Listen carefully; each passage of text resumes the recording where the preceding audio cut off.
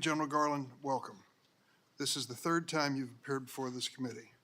You have many pressing responsibilities, I should say as Attorney General. You have many pressing responsibilities, and I appreciate your taking the time to be here today. There's so many subjects under your jurisdiction worthy of close examination, which I'll turn to a few in a moment. But we shouldn't take for granted that we now have a Department of Justice with a renewed dedication. When you were sworn into office 2 years ago, the department was embroiled in scandal. You committed to restoring its independence, and I believe you've kept your word. I expect that we'll hear accusations today from some of my Republican colleagues to the contrary, such as weaponization of the Justice Department. The reality is you've recommitted the department to serving the American people and not the personal interests of any one political figure. You've taken the appropriate steps to ensure that investigations are not overshadowed by politics. You have not interfered with the investigation of the President's son by the U.S. Attorney for the District of Delaware, a holdover who was appointed by President Trump. You have not interfered with the special counsel investigation initiated by Attorney General Barr into the origin of the FBI investigation of the Trump campaign ties to Russia. And most recently, you've appointed 2 special counsels to investigate any potential mishandling of classified documents in the possession of former President Trump or President Biden. Unfortunately, too many of my colleagues have turned a blind eye to the actual weaponization of the Justice Department during previous administrations. Take one example. President Trump and his allies attempted to co-opt the department into overturning the results of the 2020 election, a relentless campaign that this committee exhaustively documented in Subverting Justice, a 394-page report. But your actions in the last 2 years should reassure the American people that the Justice Department should not and does not operate as the servant of any president. The Justice Department has important constitutional responsibilities. It must protect the civil rights of the vulnerable. It must respond to threats to our nation, both domestic and international. It must hold accountable those who violate the laws passed by Congress. We have discussed before, and I will certainly hear again today, some issues of critical importance to the American people. More than 6,800 Americans have died from gunfire in the first 2 months of this year. There have been at least 94 mass shootings, more than one every single day this year in America. I look forward to hearing how the department is using new tools that Congress approved in the Bipartisan Safer Communities Act to quell this violence. In March 2021, FBI Director Wray testified under oath before this committee that the threat of domestic terrorism is metastasizing throughout this country. I look forward to hearing your response to that extremist threat. We'll discuss the importance of full implementation of the Bipartisan First Step Act, which is showing meaningful progress in responsibly reducing recidivism and making our criminal justice system fairer. And we'll discuss the importance of preserving America's civil rights and protecting them from attacks on their bodily autonomy, especially after the Supreme Court Dobbs decision. The sunset of Section 702 of the Foreign Intelligence Surveillance Act this year provides an opportunity to implement much-needed reforms to keep America both safe and free. And the department must continue to hold steadfast to the principles of equity and access, despite resistance from those who are threatened by an even playing field. As more citizens face greater impediments to exercising their constitutional right to vote, and there's an increase in incidents of hate violence, the department must defend America's bedrock values. At this point, I turn to my colleague and the ranking member on the Senate Judiciary Committee, Senator Graham. Thank you, Mr. Chairman. Welcome, Mr. Attorney General. Appreciate you coming to the committee. And thank you, Mr. Chairman, for having the hearing. Here's the other side of the story. When you asked Americans, are we on the right track as a nation, about 70% of them say no. Now, why? I think there's a feeling in this country that we're losing control of our streets, that crime is increasing, and the world is a very dangerous people, and people don't feel safe anymore. You talk about the number of deaths from gun violence, certainly something we should be concerned about. But let me tell you something we all should be concerned about. Rebecca Keisling, a mother, testified yesterday who lost 2 sons to fentanyl overdose. They they were buying, I think, a Percocet pill, and it was laced with fentanyl, and they died from taking one pill, both of them. She said, as I quote, "This is a war, act like it, do something." So 106,000 people died from drug overdoses, 70,000 from fentanyl last year, and it's getting worse. The leading cause of death for Americans age 18 to 45 is death by fentanyl poisoning. What are we doing? What is that something? So I hope we'll recommit ourselves, Mr. Chairman, at this hearing to do something, to act like we're at a war, because we are. Foreign terrorist organization designation for the Taliban. That's a good thing. Other groups. How about making drug cartels in Mexico and other places foreign terrorist organizations under U.S. law, so we can go deeper and prosecute those who help these people poison America? So the bottom line, we're adrift as a nation. We're not taking the crime problem as seriously as we should. The world is on fire. We say that Putin's engaged in crimes against humanity. I agree with that statement, but we're not giving jets to the Ukrainians to defend themselves against the crime. So we got to up our game. And I hope out of this hearing, we will have a recommitment to convince the American people that we're going to keep you safe, that we're going to have policies to deal with the poisoning of America from fentanyl, that we're going to hold Mexico and other countries accountable, that most of this stuff comes from China, and enough is enough. We're going after those who are killing our kids from fentanyl. Gitmo. This administration let 2 detainees out of Gitmo. There's 30-something left. The recidivism rate is about 25, 30, 40%, depending on who you ask. Now is not the time, after Afghanistan, to be letting people who've been in jail for 20 years because they're so dangerous out of jail. And I hope this administration will not empty Gitmo, because the worst thing we could do right now is let people go who have been involved in terrorist activities, who are still a danger, who are enemy combatants under international law, because of passage of time. So, Mr. Chairman, we all want to work with you on this side, but there is no strategy that I can discern about how to deal with the poisoning of Americans through fentanyl. Most Americans are worried about the rise in crime, and we need to reassure them we get it, that we're going to do better, that Schedule 1 designation for fentanyl expires at the end of the year. Mr. Chairman, I know you don't want that to happen. Senator Cotton's been ahead of this before any of us. So if you put arsenic in a pill, knowing somebody's going to take it, why aren't you charged with murder? You would be charged with murder.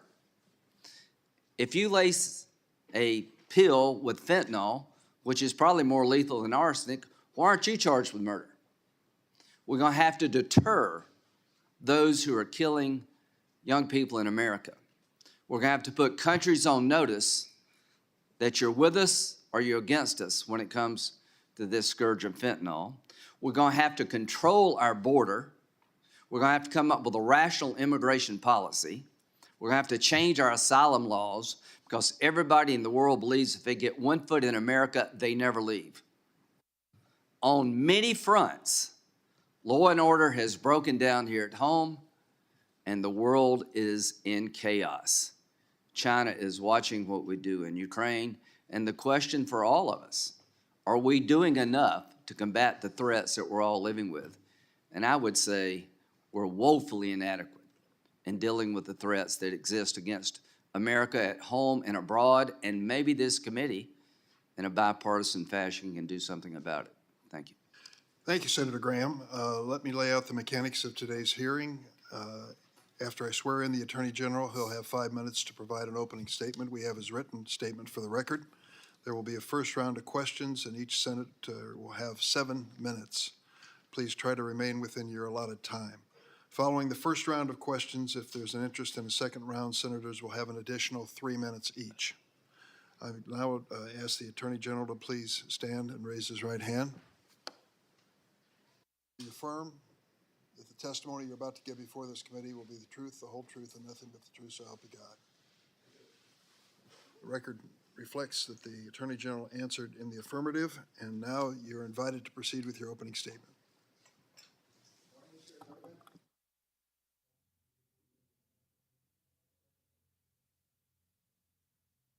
Got it.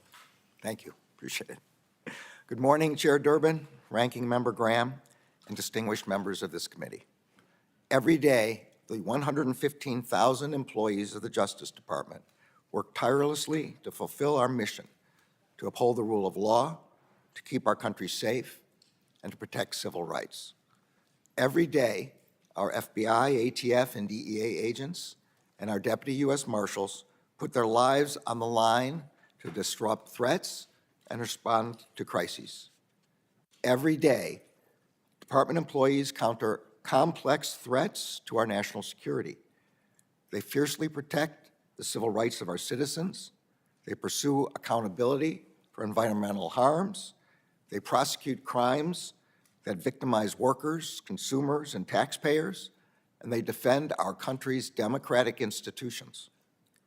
And every day, in everything they do, the employees of the Justice Department adhere to and uphold the rule of law that is the foundation of our system of government. Thank you for an opportunity to discuss our work. First, upholding the rule of law. When I began my tenure as Attorney General, I said it would be my mission to reaffirm the norms that have guided the Justice Department for nearly 50 years. I did so because those norms matter now more than ever to our democracy. The health of our democracy requires that the Justice Department treat like cases alike and that we apply the law in a way that respects the Constitution. It requires that as much as possible, we speak through our work and our filings in court so that we do not jeopardize the viability of our investigations and the civil liberties of our citizens. And the survival of our democracy requires that we stand firmly against attempts to undermine the rule of law, both at home and abroad. I am proud of the work that the department has done on each of these fronts. We are strengthening the norms that protect the department's independence and integrity. We are securing convictions for a wide range of criminal conduct related to the January 6th attack on the Capitol. We are disrupting, investigating, and prosecuting violence and threats of violence, targeting those who serve the public. And we are working closer than ever with our Ukrainian partners in defense of democracy, justice, and the rule of law. We will continue to do so for as long as it takes. Second, keeping our country safe. The Justice Department is using every resource at our disposal to keep our country safe. We are working to counter, disrupt, and prosecute threats posed by nation-states, terrorist groups, radicalized individuals, and cybercriminals. And together with our partners across the country, we are continuing to combat the rise in violent crime that began in 2020. All 94 of our U.S. attorneys' offices are working alongside their state and local partners to pursue district-specific violent crime reduction strategies. The department's grant-making components are providing financial assistance to local law enforcement agencies. At the same time, they are supporting community-led violence intervention efforts. And our law enforcement components are working with state, local, tribal, and territorial counterparts to apprehend the most dangerous fugitives and seize illegal drugs and illegal guns. For example, last year, DEA and its partners seized enough fentanyl-laced pills and powder to kill every single American. We are also aggressively prosecuting the crimes that inflict economic harm on the American people. We are prioritizing the prosecution of schemes that impact older Americans and vulnerable populations, as well as schemes involving pandemic and procurement fraud. In our corporate criminal enforcement, we are prioritizing and securing individual accountability. And we are vigorously enforcing our antitrust laws. Our enforcement actions have already resulted in the blocking or abandonment of mergers that would have stifled competition and harmed consumers. Third, protecting civil rights. Protecting civil rights was a founding purpose of the Justice Department, and it remains an urgent priority. The department's storied Civil Rights Division has been at the forefront of efforts to protect the right to vote, ensure constitutional policing, and enforce federal statutes prohibiting discrimination in all of its forms. But now, protecting civil rights is also the responsibility of every Justice Department employee every single day. We are working across components to combat hate crimes and improve hate crimes reporting. In the wake of the Supreme Court's decision to overturn Roe and Casey, the department has pulled together to protect reproductive freedom under federal law. And the department recognizes that communities of color, indigenous communities, and low-income communities often bear the brunt of harm caused by environmental crime, pollution, and climate change. So we are prioritizing cases that will have the greatest impact on the communities most burdened by those harms. I am proud of the work of the department's employees, the work they have done to uphold the rule of law, to keep our country safe, and to protect civil rights. The department's career workforce has demonstrated extraordinary resilience after years of unprecedented challenges. They have conducted themselves with the utmost integrity, without regard to any partisan or other inappropriate influences, and they have done their work with a singular commitment to the public we all serve. The employees of the Justice Department are dedicated, skilled, and patriotic public servants. It is my honor to represent them here today. Thank you for the opportunity to testify. I look forward to your questions. Thanks, Attorney General. You grew up in Lincolnwood, Illinois, if I'm not mistaken, at least part of your life. That's true. It's not far from Highland Park, is it? That's also true. And we know what happened last 4th of July when the people of Highland Park gathered for a 4th of July parade. A gunman went on the roof of a business downtown and fired off 83 rounds into the crowd in 60 seconds. Even the armed good guys, the policemen who were there trying to protect the public, had trouble locating that person and certainly, sadly, could not have the time to respond to what he had done until it was finished. When he was finished, there was an 8-year-old, Cooper Roberts, who will be paralyzed for life. There was a young man, 2-year-old, Aiden McCarthy, who became an orphan because both of his parents were killed. 7 total lives were lost, 50 people were injured. It is hard for me to imagine that some disciple of originalism believes that our Second Amendment envisioned what happened in Highland Park.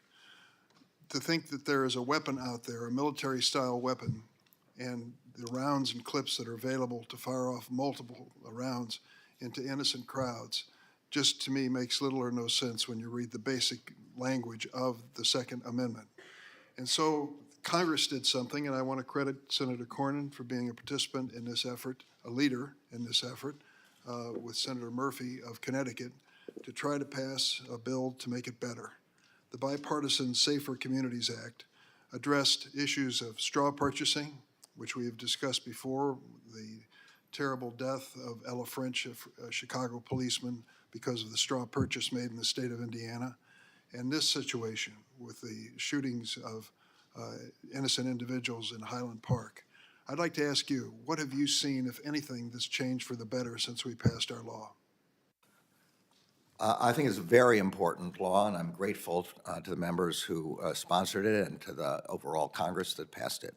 It's done several things for us. First of all, it has, as you said, established a standalone crime for straw purchasing and a standalone crime for trafficking in illegal weapons. We have already— Are these being prosecuted? Yes, in both cases, we have already brought trafficking cases. I think we already have 2 gun trafficking cases and several straw purchasing cases as a consequence of this law.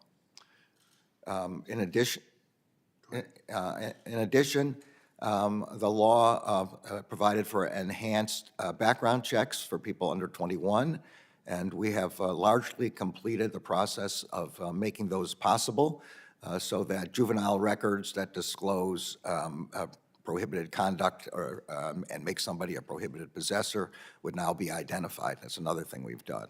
The statute also provided funds under the Burn program and additional programs for violence intervention and for helping states deal with red flag laws so that people who have been subject to a court order barring them from obtaining a gun, we would be able to get those kind of systems provided. And we've already given out grants in both of those areas. Senator Graham basically challenged me, and I accept the challenge, to show as much concern about the gun deaths, to show as much concern about fentanyl deaths in this country, and I want to do that. He noted, I believe, correct me if I'm wrong, that the #1 cause of death, people 18 to 45, is drug overdose. I don't know if it's fentanyl specifically, but a drug overdose. And I know that reality. But the #1 cause of death to children under the age of 18 is gun violence in America, too. We can do both. We must do both. So let's address the fentanyl issue for a minute. We had a hearing in this committee 2 or 3 weeks ago, which talked about the social media platforms and what they are peddling to Americans, particularly to our children across America. There were mothers sitting near where you're sitting today who brought color photographs of their children who died as a result of their trafficking of information on social media. And there's little or no responsibility accepted by these platforms. Section 230 absolves them from civil liability when they broadcast things which harm children, whether it's bullying or harassment or something as basic as this choke challenge, which unfortunately claims the lives of children as well. I think there was a general consensus on this committee, which is saying something, that we need to do something about the social media platforms. And I coincidentally had a meeting just a day or two later with Ann Wiggum from the Drug Enforcement Agency. She described for me the sale on the internet and social media platforms of phony drugs. Senator Graham made the reference to a person who thought they were buying Percocet and bought fentanyl and died as a result of it. I asked her how common this was. She said very common, and the sellers even have valet services where they will physically deliver boxes of these phony drugs to people at their homes on their porches. This is out of hand.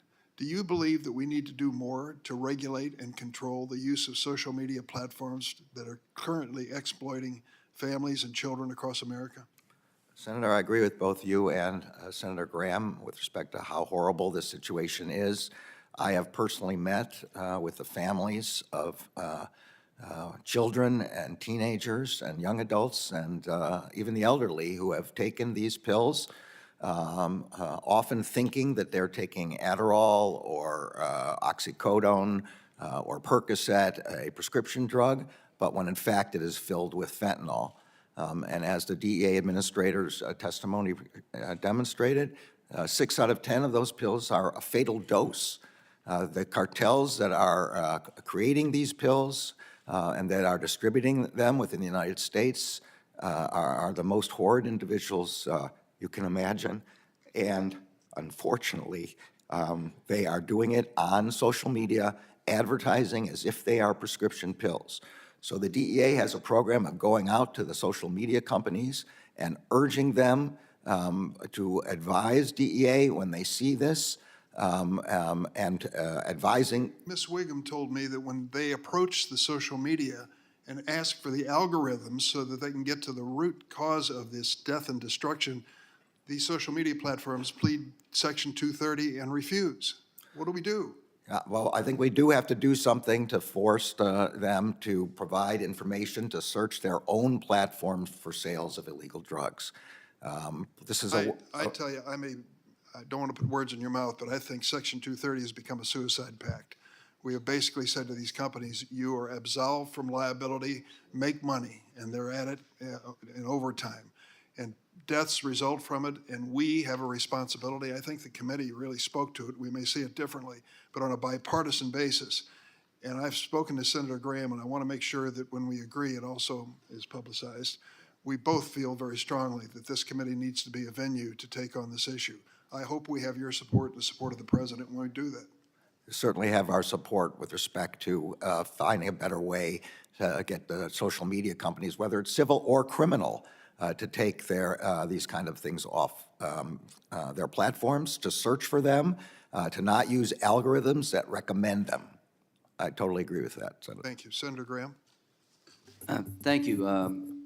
Again, welcome, Attorney General. I'm going to do something maybe a bit different. I'm going to try to find consensus where we can, see how far we go. Do you agree that the Wagner organization associated with Russia should be a foreign terrorist organization under U.S. law?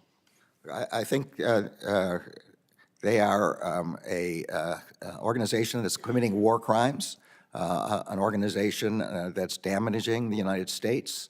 I think they've already been designated as a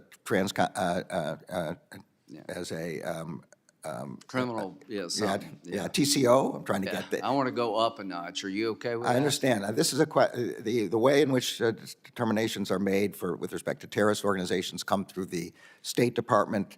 They have to make determinations of what the consequence is for countries that have them in Do them. you object to me trying to make them a foreign terrorist? I think I don't object. I think, though, that I would defer in the end to the State I got Department you. on this. Yeah, well, I bet we'll all come together on that one. Fentanyl. Fentanyl deaths are more than gun and accident deaths combined in the United States. Did you know that? Yes, sir.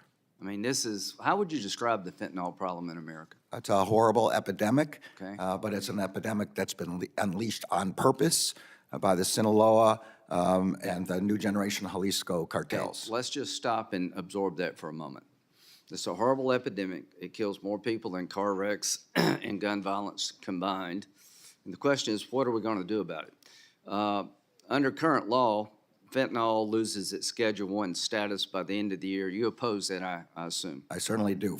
All fentanyl-related drugs should be scheduled Do you permanently. support under Schedule mandatory minimums for people dealing in fentanyl? I. I think we already have mandatory minimums for people. Do you think they should be increased? I think we have more than enough ability now to attack this problem. Well, would you agree with me? Whatever we have is not working. Well, Whatever we're doing is not working. I agree with that because of the number of deaths that you pointed out. So just keep an open mind that what we got on the books is not working. If somebody gave a pill to another person with arsenic or ricin, could they be charged with murder because that will kill you? Absolutely. Okay, if somebody gave a candy-shaped pill full of fentanyl, could they be charged with murder? Well, they can be charged with drug trafficking leading to death. I don't think the statute says murder, but it does say specifically aims at that. We have brought prosecutions. I know, having discussed this with the U.S. Attorney in Colorado and the U.S. Attorney in the Southern District of New York. So Senator Cotton's got a proposal to dramatically increase the penalties associated with fentanyl. I'd like to work with you and the chairman, if we could, to find a bipartisan solution to this problem to create deterrence that doesn't exist. Mexican drug cartels, should they be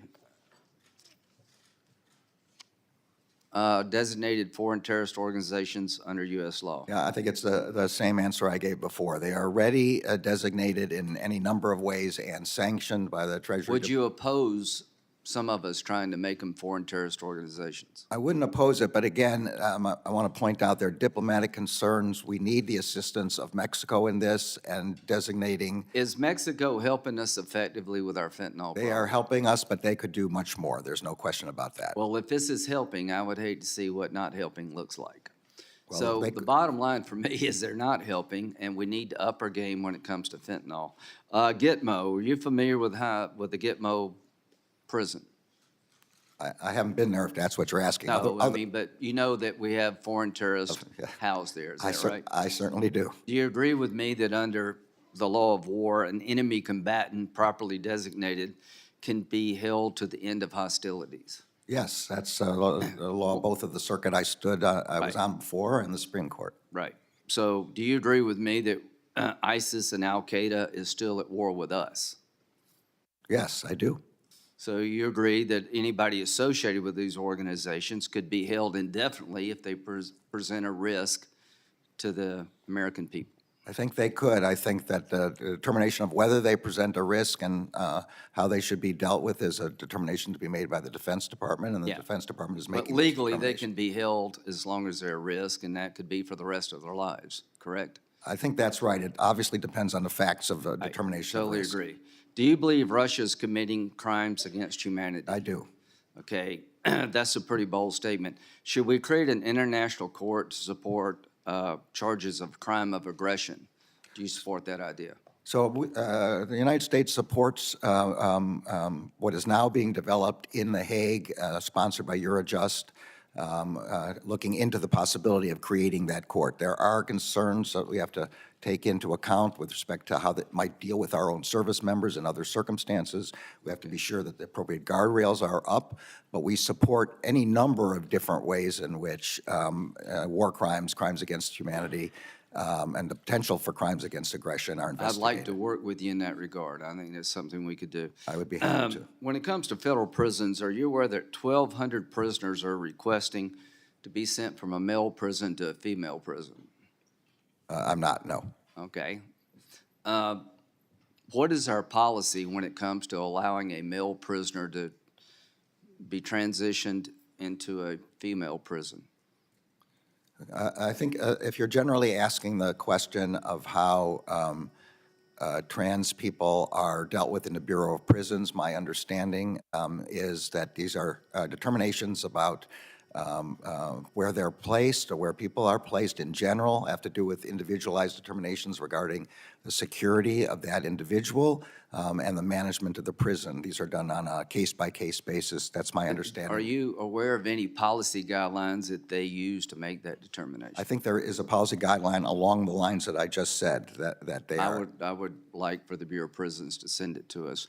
Are you concerned that if a biological male is sent to a female prison, that could be a risk to female prisoners? I think every person in prison has to be dealt with dignity and respect.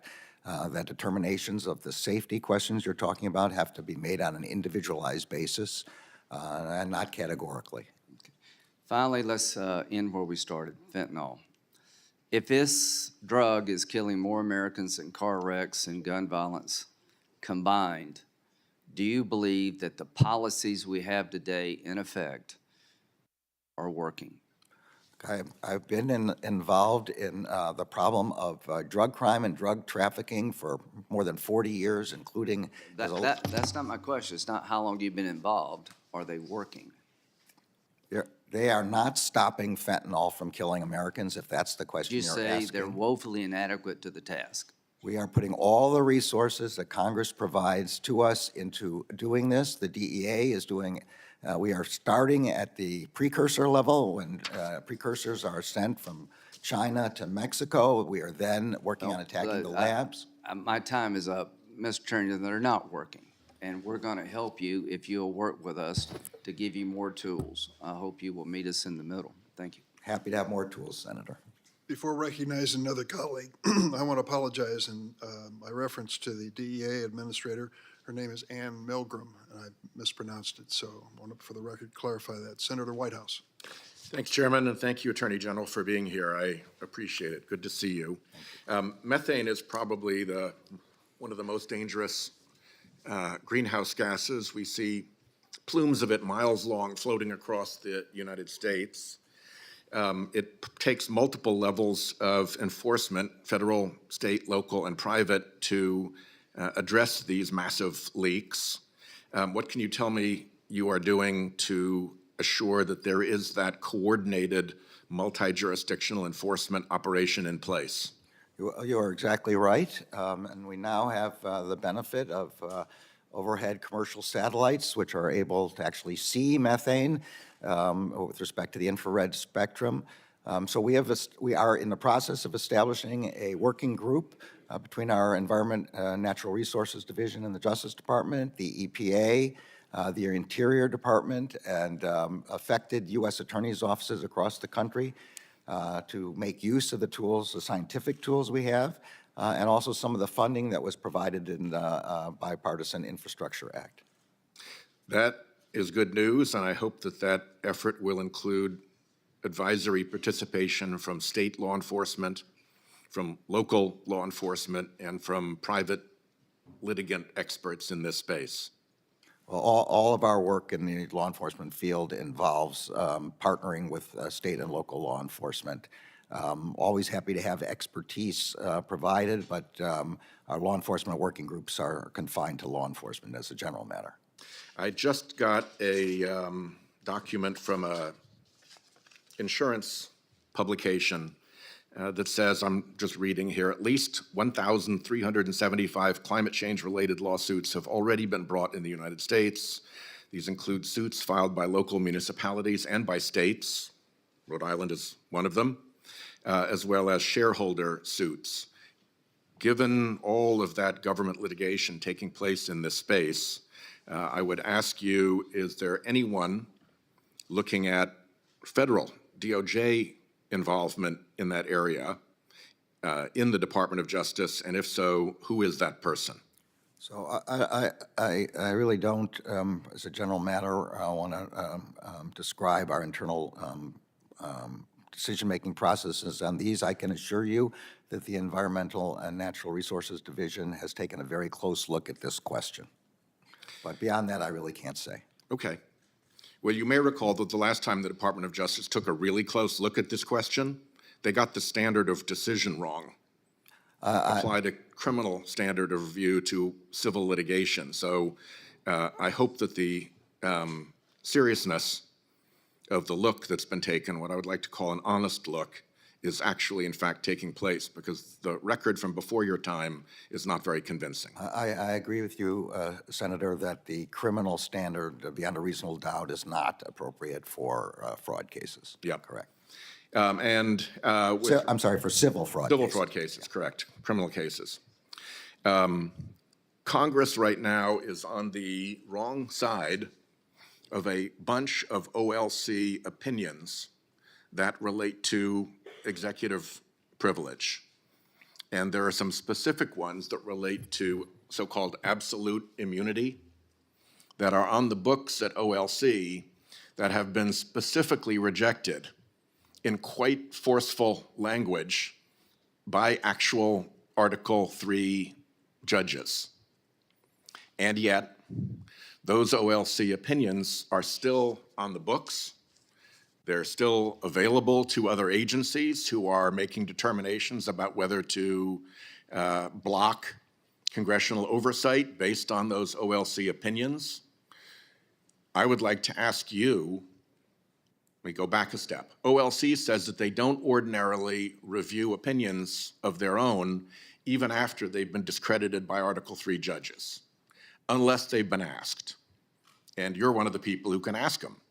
So I'm asking you, will you ask them to review the OLC opinions that are now publicly on the books of the Department of Justice that have been discredited by specific findings of Article III judges? They relate to absolute immunity. So my understanding of the longstanding process at OLC is not to reevaluate old opinions unless they are now relevant for a current controversy. That's the problem. And I also believe that their process is that if a court of ultimate jurisdiction determines that they are wrong, then they will evaluate it. My understanding of the case. So Ketanji Brown Jackson was one of the authors of one of the opinions that said the OLC opinions were wrong. She's a pretty credible judge, I think. She's now sitting on the United States Supreme Court. And those OLC opinions hang out there for review by other executive agencies, even if there's no direct ask to the department that would trigger that OLC review. It's sort of like executive branch jurisprudence that sits on its own, independent from Article III jurisprudence. And somehow we've got to figure out how to connect those two things, because at the moment you have OLC opinions that appear to be flat out wrong by the determinations made by those whose job it is to say what the law is, the Article III judges, and there's no effort to ask them in that fairly unique circumstance to go back and fix it. So again, I think all the circumstances you're talking about are about individual judges, sometimes a single judge on a court of appeals, sometimes a judge speaking in dicta, but no decision. If there were a decision of the United States Supreme Court that was inconsistent, or of a court of appeals, I believe OLC would reevaluate. Otherwise, there are lots of judges who criticize OLC opinions, and the Justice Department, as a former judge, that's perfectly appropriate for Article III judges to do. But we have to allocate our resources to cases which are active cases, and that's what OLC does. Well, I will continue to pursue this because I think it is wrong for OLC to insist on developing its own jurisprudence that is separate from and independent from what Article III judges decide.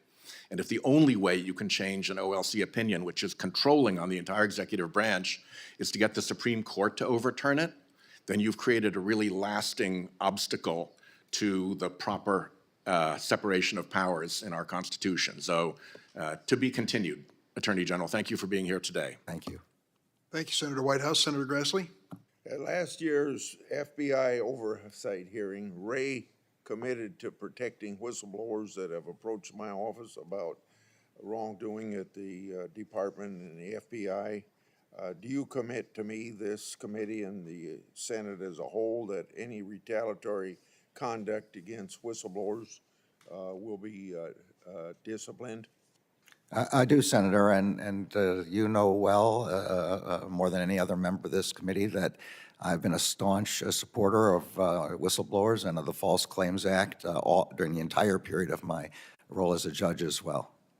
I'm going to set up a hypothetical fact pattern for you and ask you to tell me how you would handle it.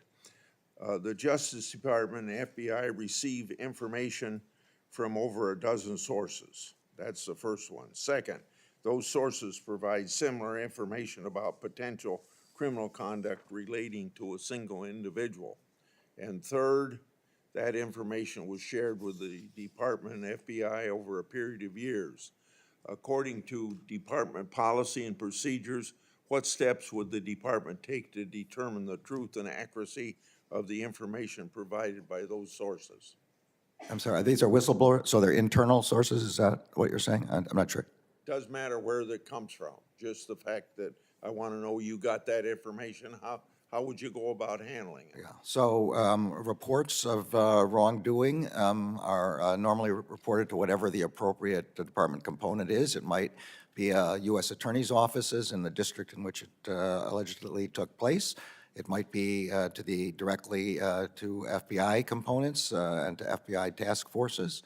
In cases involving whistleblowers, of course, there are specific provisions for making complaints to the Inspector General's office or the Office of Professional Responsibility or the Inspections Division of the FBI.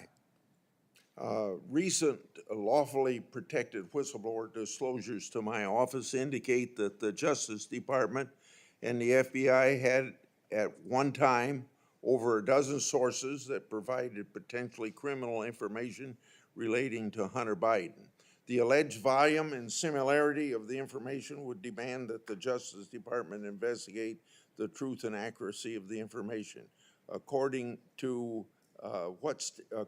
what steps has the Justice Department taken to determine the truth and accuracy of information provided? Congress and the American people, I think, have a right to know. So as the committee well knows from my confirmation hearing, I promised to leave the matter of Hunter Biden in the hands of the U.S. Attorney for the District of Delaware, who was appointed in the previous administration. So any information like that should have gone, or should have gone to that U.S. Attorney's offices and the FBI squad that's working with him. I have pledged not to interfere with that investigation, and I have carried through on my pledge. In April 2022, you testified to Senator Hagerty that the Hunter Biden investigation was insulated from political interference because it was assigned to, as you just now told me, to the Delaware Attorney's Office. However, that could be misleading because without special counsel authority, he could need permission of another U.S. attorney in certain circumstances to bring charges outside the District of Delaware. I'd like clarification from you with respect to these concerns. The U.S. Attorney in Delaware has been advised that he has full authority to make those kind of referrals that you're talking about, or to bring cases in other jurisdictions if he feels it's necessary. And I will assure that if he does, he will be able to do that. Does the Delaware U.S. Attorney lack independent charging authority over certain criminal allegations against the president's son outside of the District of Delaware? He would have to bring, if it's in another district, he would have to bring the case in another district. But as I said, I have promised to ensure that he's able to carry out his investigation and that he be able to run it. And if he needs to bring it in another jurisdiction, he will have full authority to do that. If you provided the Delaware U.S. Attorney with special counsel authority, isn't it true that he wouldn't need permission of another U.S. Attorney to bring charges? It's a kind of a complicated question. If under the regulations, that kind of act, he would have to bring to me, to the Attorney General under the regulations. Those kind of charging decisions would have to be brought. I would then have to, authorize it and permit it to be brought in another jurisdiction. And that is exactly what I promised to do here already. That if he needs to bring a case in another jurisdiction, he will have my full authority to do that. Has the Delaware U.S. Attorney sought permission from permission of another U.S. Attorney's office, such as in the District of Columbia or in California, to bring charges?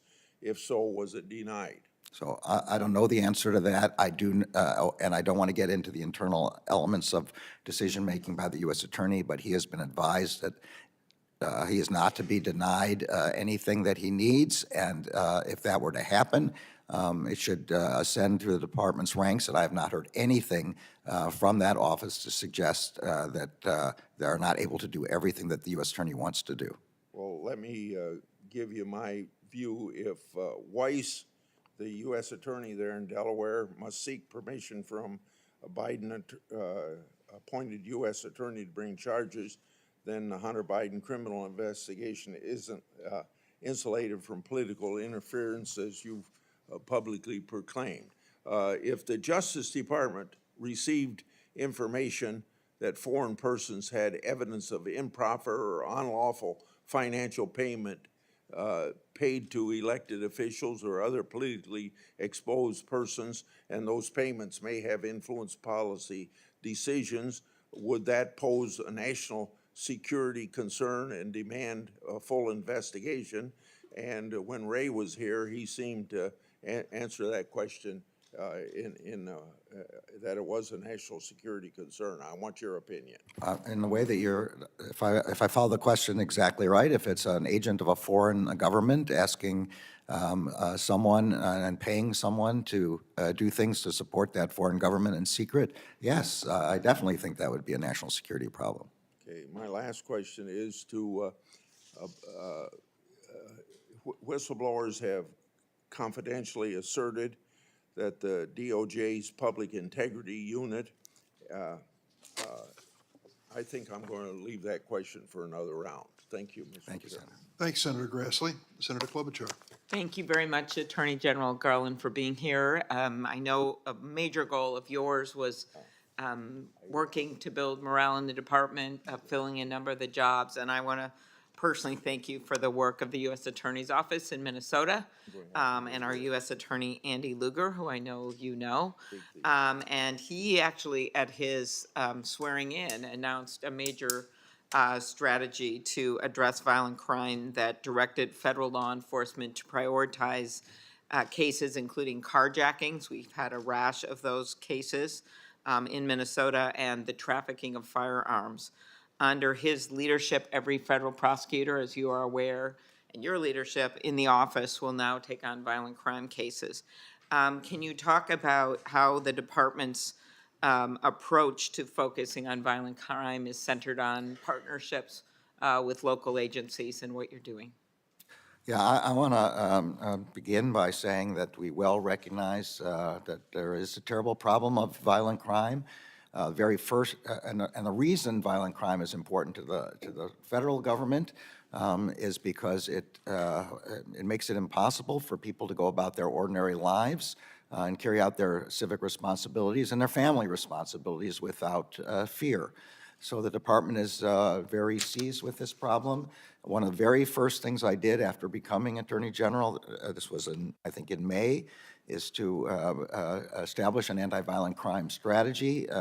which involves the kind of partnerships that you're talking about, and the kind of individual district-by-district determination that U.S. Attorney Lugar has made in his own district as to what is most necessary in that district to fight violent crime.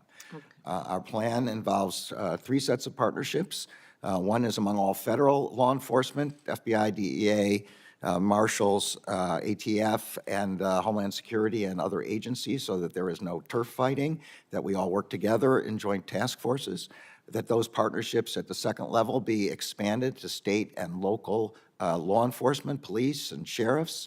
There are not enough federal law enforcement in the world to deal with the problem of violent crime. This is largely a state and local issue and problem, and they are our force multipliers, and we are their resource and expertise multipliers. So in every jurisdiction, the U.S. Attorney is responsible for creating a task force of federal and state. And then finally, there has to be relationships with the community. As a former violent crime prosecutor myself, I know we don't get witnesses to testify in violent crime cases unless the community trusts us. The community doesn't trust us if law enforcement doesn't engage with them, show that we're being honest and transparent about our work, and through our funding mechanisms provide grants for violence interruption and violence intervention. Okay, thank you. That's in a nutshell is a violent Thank you crime for program. the thorough answer. I'm going to just now do a bit of a rapid round follow-up on some of these. You mentioned law enforcement. You noted in your testimony that the COPS office has dedicated $224 million to help law enforcement. Senator Murkowski and I have long championed the COPS hiring program through the COPS Reauthorization Act. I assume you continue to support that and continue to support the work that needs to be done to address police officer recruitment and retention issues. Yeah, absolutely. In the previous fiscal year, I think we had $100 million to distribute, which we did for COPS hiring, for recruitment and retention. In the next fiscal year, we expect over $200 million for the same purpose. We know how difficult police departments are, how much difficulty they're having with respect to recruitment and retention. And we are trying to do everything we can, both in terms of grants and in terms of expertise to help. Okay, very good. Minnesota, currently a backlog of around 3,800 DNA cases awaiting testing. Senator Cornyn and I are working together on the Debbie Smith Act, and would that help law enforcement have the tools they need? These numbers just came out yesterday, so it's very timely. Absolutely. I think that needs to be re-upped, and we are very strongly supportive of providing more funds to state and locals for DNA rape kits and forensic analysis and the like. Okay, I want to leave 2 minutes for antitrust, so just one quick other follow-up. Senator Capito and I asked what steps the department has taken to stop the trafficking of fentanyl on the dark web. I know some of my colleagues have asked about fentanyl. Any update you want to give on that, or you could give it in writing afterward? Well, I'll give you more detail in writing. As you know, we had a major takedown of 2 different dark web websites which were trafficking in fentanyl. And we are continuing to investigate using our cyber tools to take those websites down and to arrest the operators. Okay, thank you. Senator Grassley and I worked together on passing, as you know, the changes to the merger fees. It was kind of a lot of drama at the end of the year. And we're very pleased that that went through, and it had, I think, 88 senators supporting an amendment at the end of the year on the budget, and I assume you're going to use those resources in a good way as they start coming in. But I really wanted to focus on some of the legal changes we'd like to see. Senator Lee and I were pleased the venue bill passed that he led, and I know we also have a bill on the marketing side on Google. We're going to be having a hearing coming up on that topic. And I know the department recently announced a new antitrust case against Google for its blocking of competition in digital advertising. But could you talk a little bit about beyond that, what you think legal changes, law changes would be helpful as we're seeing a changing internet economy, and on the privacy kid side, which Senator Durbin asked about, we haven't seen any changes to our laws, but also on the antitrust side, on the marketing, on the self-preferencing of their products, whether it's Amazon or Apple, we haven't seen changes. And Senator Blackburn and Senator Blumenthal have worked together on the App Store bill. talk about what you'd like to see to give you the tools to better combat the issues that we're seeing. So first, gratitude for the merger fees increase. It gives us the opportunity to staff up and be able to have enough lawyers and economists to oppose private sector, which is way more than we do, and we still have fewer antitrust employees than we had in the 70s, the last time I was in the Justice Department. With respect You to... have the biggest companies the world has ever seen to try to deal with. Yeah. Yes. Okay. Exactly. On the legislation side, we have supported, I think it's called the Online Choice, American Innovation and Online Choice Act. Good. Did I get it right? Yeah. Thank you. And the Open Apps Act, I think that's close to the correct title. We've had testimony by Assistant Attorney General Cantor with respect to the Open Apps Act. We are always interested in working with Congress to modernize the antitrust laws to take account of the kind of network effects that and two-sided platforms that we now have in our high technology companies. Well, thank you. And of course, you join a number of Republicans as well as the NFIB has made this a huge priority in terms of passing these bills. Thank you. Attorney General, of course, Senator Klobuchar has a recommendation for your reading pleasure on the subject of antitrust. Senator Cornyn. As Senator Klobuchar would say, channeling Taylor Swift, I know that all too well. Thank you for bringing up the Ticketmaster hearing that Senator Lee and I conduct. I'm sure we will have follow-up in writing, or maybe Senator Lee could ask a question about that. Thank you. I can't match all of Senator Lee's quips on this one, but I'm pretty familiar with Taylor Swift, so I'll do my best. Now you've got us started. Senator Cornyn. Attorney General Garland, you, of course, served in the judiciary for many years, and before you became Attorney General, let me just ask, do you prefer to be called General Garland or Judge Garland? The senators of this committee can call me anything that they want. Well, we will with all appropriate respect. I appreciate that part. Are you familiar with the strategy of the transnational criminal organizations that are flooding migrants across the border, overwhelming Border Patrol and other law enforcement authorities so that then the drug traffickers can move illicit drugs across the border? Are you familiar with that, what I would call a business model? I am, and I set up, specifically directed the establishment of a task force on anti-smuggling and anti-human trafficking for just the reason you said. It involves our Civil Rights Division, our Criminal Division, and the U.S. Attorney's offices all along the border, as well as our offices in the Northern Triangle countries and Mexico. I think you and I had this conversation earlier, maybe at your confirmation hearing, but I think the Attorney General has the toughest job in government, I believe, because you have to wear two hats. You are the chief law enforcement officer of the country, and you are also a political appointee and a member of President Biden's cabinet. But I think you also told us at the hearing, your confirmation hearing, you repeatedly said that the executive branch cannot simply decide based on policy disagreements that it will not enforce the law. Is that still your position? Yes, it is, Senator. On September the 11th, 2001, we lost about 3,000 Americans to a terrorist attack. We declared a war on terror. The Congress issued an authorization for the use of military force. If you took the size of an average 737 or a passenger jet today, holds between 145 and 185 passengers, if you were to rack up all of the deaths that we've seen as a result of drugs coming across the southwestern border, as a result of this successful business model that the cartels have employed, you would be talking about the equivalent of a passenger jet per day crashing, killing everyone on board. I have been just astonished at the lack of sense of urgency to deal with this issue. It seems we become so desensitized to it that that sense of urgency is simply gone.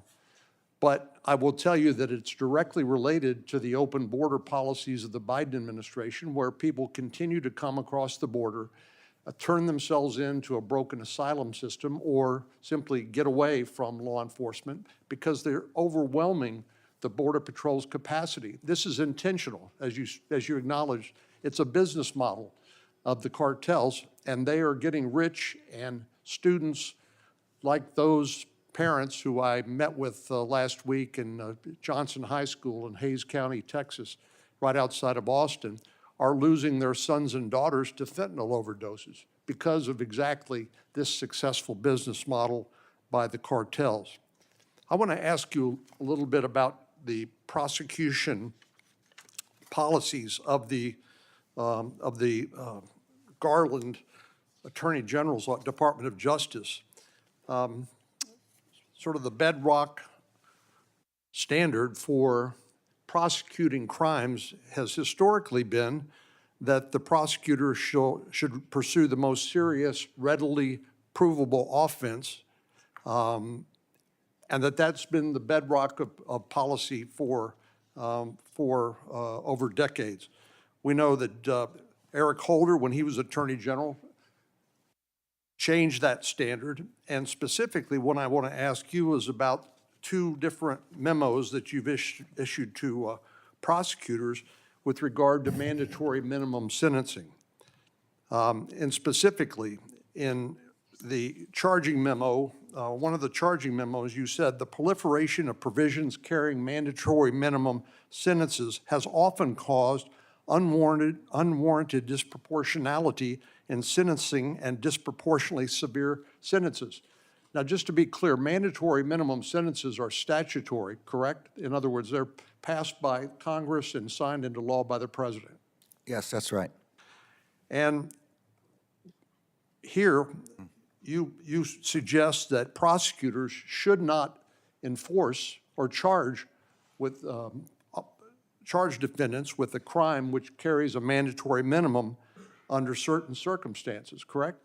I did not, it's not exactly, if I can just have a moment to explain. I'm very familiar. No, well, if you just answer the question. Yeah. So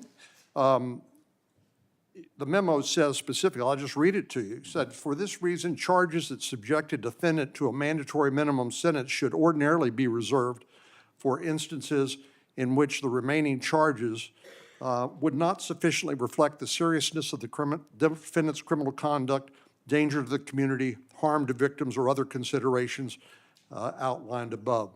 So basically, your charging memorandum says that prosecutors can exercise their discretion to charge less than the most serious offense because you don't like the mandatory minimum sentences that Congress has passed, correct? No, Senator, this is a question of allocating our resources and focusing them on violent crime. Later on, I thought you said that your job was to enforce the law without regard to policy differences. it's not a question of policy differences. It's a question of the resources. You don't have enough money. You don't have enough people. We don't have enough money. We don't have enough jails. We don't have enough judges.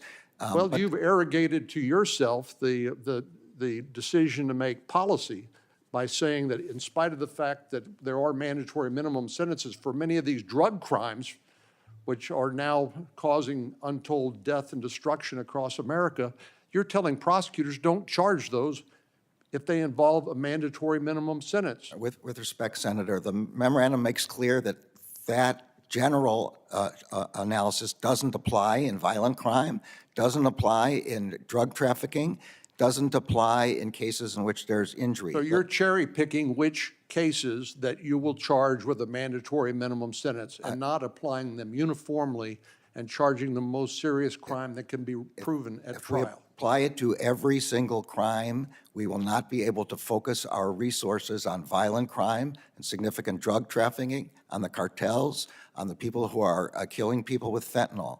So the purpose here is to focus the attention of our prosecutors and agents on the things that are damaging the American people in the largest possible respect. That's what what this policy says. At 108,000 roughly Americans who died as a result of drug overdoses last year, 71,000 roughly of fentanyl overdoses, do you consider your current policies successful? As I said, in answer to another question, we have a huge epidemic of fentanyl problem created by intentional acts by the cartels. We are doing everything we can within our resources to fight that. We have our DEA working to prevent transfer of precursors into Mexico, to capture the labs, to extradite the cartel leaders, to arrest them in the United States.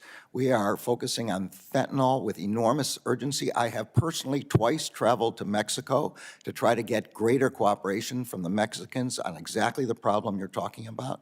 I have separately talked twice in person with the Mexican Attorney General for exactly the problem that you're talking about. We are focusing on this with enormous urgency. This is a priority of the Justice Department, but this is a whole of government problem. The border is a responsibility of the Department of Homeland Security. We do what we can do with respect to the jurisdictions that we have. Thank you, Senator Cornyn. Senator Blumenthal. Thanks, Mr. Chairman. Let me begin by thanking you, Mr. Attorney General, and all of the very dedicated professionals, all of the employees of the Department of Justice for the great work that they do day in and day out. A lot of it underappreciated. I say that as an alumnus of the Department of Justice, a former United States Attorney, but the work that you and your team have done to restore the confidence and trust of the American public in our Department of Justice, I think, is one of your enduring contributions. Let me begin with areas where I think we have a high level of bipartisan agreement. First of all, on the Wagner Group, Senator Graham and I are the principal sponsors, along with Senator Whitehouse, of a measure to declare the Wagner Group a foreign terrorist organization. You would agree that, assuming the State Department goes along with us, that it is worthwhile doing? Yeah, look, Mr. Prigozhin, who runs this thing, is, in my view, a war criminal, and maybe that's inappropriate for me to say as a judge before getting all the evidence, but I think we have more than sufficient evidence at this point for me to feel that way. And I believe that that group, which is responsible for the attacks on Ukrainians in the Donbass, including by bringing in prisoners from Russian prison camps as cannon fodder, it's just it's unfathomable what they are doing, and everything we can do to stop them, we should do. Senator Whitehouse and Graham and I have been working on aiding Ukrainian prosecutors in bringing to justice those war criminals, not only Prigozhin, but others who tied the hands of women and children behind their backs, shot them, buried them in mass graves, which I have visited among my 3 trips to Ukraine. Can you commit to the Department of Justice will support the Ukrainian prosecutor who is hard at work right now in trying to bring to justice those war criminals? And not only will I commit, but I'll tell you I've done that. I've met twice in person with the current Prosecutor General, Prosecutor Kostin. I met in Ukraine with the previous Prosecutor General. We have established a war crimes task force in the Justice Department to assist our forensic agents are on the ground now in Ukraine to assist, to teach, to assist in the development of the forensics necessary to do those. I have met with Eurojust and Europol to work on help them develop the kind of infrastructure necessary to prosecute these cases. You have our wholehearted support in your efforts here. Thank you. Next week, Senator Hawley and I are going to have a hearing on Section 230 reform, the first of a number of hearings that I hope will lead to legislation. I hope it will be bipartisan legislation. The Solicitor General, in her argument on Gonzalez, I think made a number of important points on differentiating third-party content from platform design. In other words, Section 230 could cover content that users post, but when YouTube or others design their products in specific ways that cause harm, or take steps to amplify or change content, that goes beyond the intent and the statutory language of Section 230. One example of the ways that I think we can achieve steps toward Section 230 reform. Another is the Earn It Act, which Senator Graham and I have sponsored, and we will introduce it again this year. I recognize that these are general principles. I hope the Department of Justice will support this effort. I hope that you will as well support efforts to take action against monopolistic endeavors like Ticketmaster. I understand that you commented briefly on it. Can you confirm that Ticketmaster is under investigation now? Yeah, so the department doesn't confirm or deny the existence of these kinds of investigations until they reach an overt stage, as you know from your time as a U.S. attorney. But as I told Senator Klobuchar, we know, quote, all too well, close quote, the importance of competition in this industry as in all other industries. And so you can be confident that in all of our work, we approach it with an understanding that highly concentrated industries are a problem for competition. In that concentrated situation where power is concentrated and you have violation of consent decrees twice, wouldn't it be appropriate for the Department of Justice to investigate? As I say, I'm happy to talk in a hypothetical that in a case where someone violates the consent decree, of course, it would be appropriate to investigate, but I just don't want to talk about individual investigations and whether they're ongoing. Let me ask you, the American public right now is hearing about investigations involving COVID, the sources of COVID in China, conclusions with low confidence, high degree of confidence. Can you, as an official in charge of intelligence and interpretations of intelligence, explain to the American people what it means for there to be low confidence or higher confidence when there are conclusions about, for example, the sources of COVID, whether it came from natural sources in China or from a lab leak? What does that designation mean? I would have to say, to my knowledge, I mean, these are labels that are applied by the intelligence community. So it's while I read the results, I'm not sure I can exactly define it, but I believe it is just as you would think. That if asked to make a decision and say yes or no, you say yes or no, depending on the degree of confidence that you have that your yes or no answer is correct. So low confidence means you think the answer is yes, but you don't have high, you have low confidence in it. Medium is medium. You might answer, we don't know at all, but that's not what you're asking about. So it's more than a hunch or a guess, but not quite something to take to the bank. Yeah, so there's a lot of criminal law ranging from Terry stops to probable cause to convictions. I don't think there is any law in the intelligence community that defines those specifically. You wouldn't sanction a search or an arrest based on low confidence? No, a search and arrest require probable cause. That's all I can say about it. Thank you, Senator Blumenthal. Thank you. After Senator Lee asks, we're going to take a brief intermission. Senator Lee? Thank you, Attorney General Garland. I want to echo briefly what Senator Klobuchar described. I hope you'll look at our letter and investigate thoroughly those issues. As you know, I've long respected you, and I've long respected your department.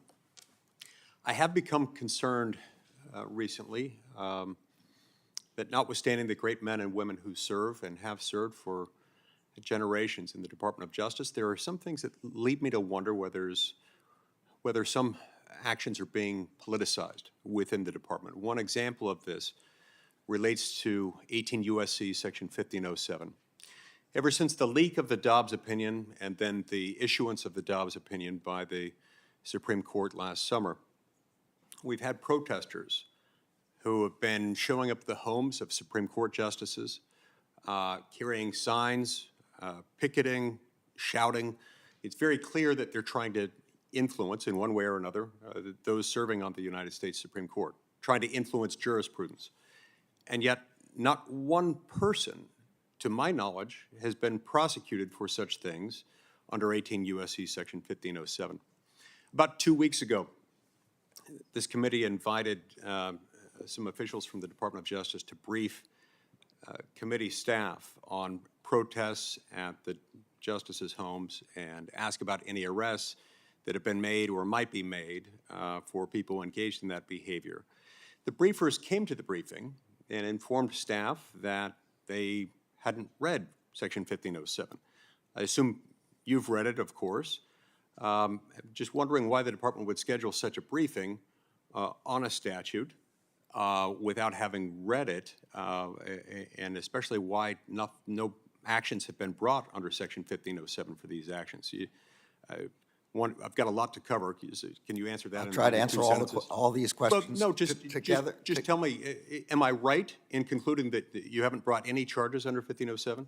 So I don't know the answer to that. We have the thing that mattered, and as soon as the Dobbs draft leaked, I ordered the marshals to do something that the United States Marshals had never in history done before, which was protect the justices' homes, residence, and lives 24/7. No Attorney General had ever ordered that before, and no Justice Department had ever done that before. Which is terrific. That's fantastic. So I'm getting to talking about the why. So we sent more than 70 U.S. Marshals for this purpose. Those marshals' priority is protection of the lives of the justices and their families. They are on site, but their priority job is protection. That is why when someone did come to assault Justice Kavanaugh, he had to go away from where they were because there were two marshals in front of the house, and eventually he self-reported himself. The marshals have been advised, and they know, the marshals on the ground, they have full authority to arrest people under any federal statute, including that federal statute. But they have to make the determination on the ground whether they can do that in a manner that is safe and able to protect their main mission. Now, there are also state and local entities which have similar authorities, and which I understand the Supreme Court Marshal has asked them to do this as well. I don't know whether they have done any of those things. Okay, thank you.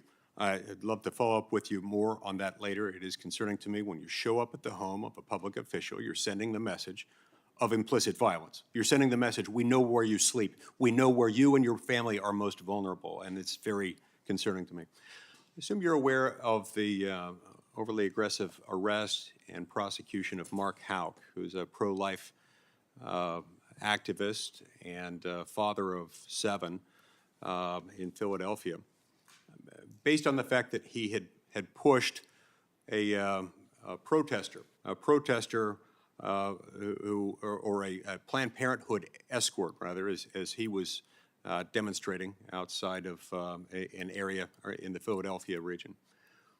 He pushed this person after this person got in the face of his 12-year-old son and was yelling vile, insulting, demeaning, implicitly threatening things, denigrating his father, denigrating his faith, and yelling vile, sexually suggestive things to his 12-year-old son. So he shelved him. And then, before they knew it, Mr. Houck was facing FACE Act prosecutions. A highly militarized group of DOJ law enforcement showed up to enforce a warrant. They showed up at about 7 a.m. on a Friday morning. And as Houck's wife put it, a SWAT team of about 25 came to my house with about 15 vehicles and started pounding on the door, and then had about 5 guns pointed at my husband, myself, and basically my kids. This concerns me. You know, Mr. Houck ended up facing these charges, and not surprisingly, the jury acquitted him of that. I'm just wondering how it doesn't seem justifiable to me to have that overwhelming show of force for conduct like that. In the meantime, in 2022 and for the first couple of months of 2023, DOJ has announced charges against 34 individuals for blocking access to or vandalizing abortion clinics. And there have been over 81 reported attacks on pregnancy centers, 130 attacks on Catholic churches since the leak of the Dobbs decision, and only 2 individuals have been charged. So how do you explain this disparity by reference to anything other than politicization of what's happening there?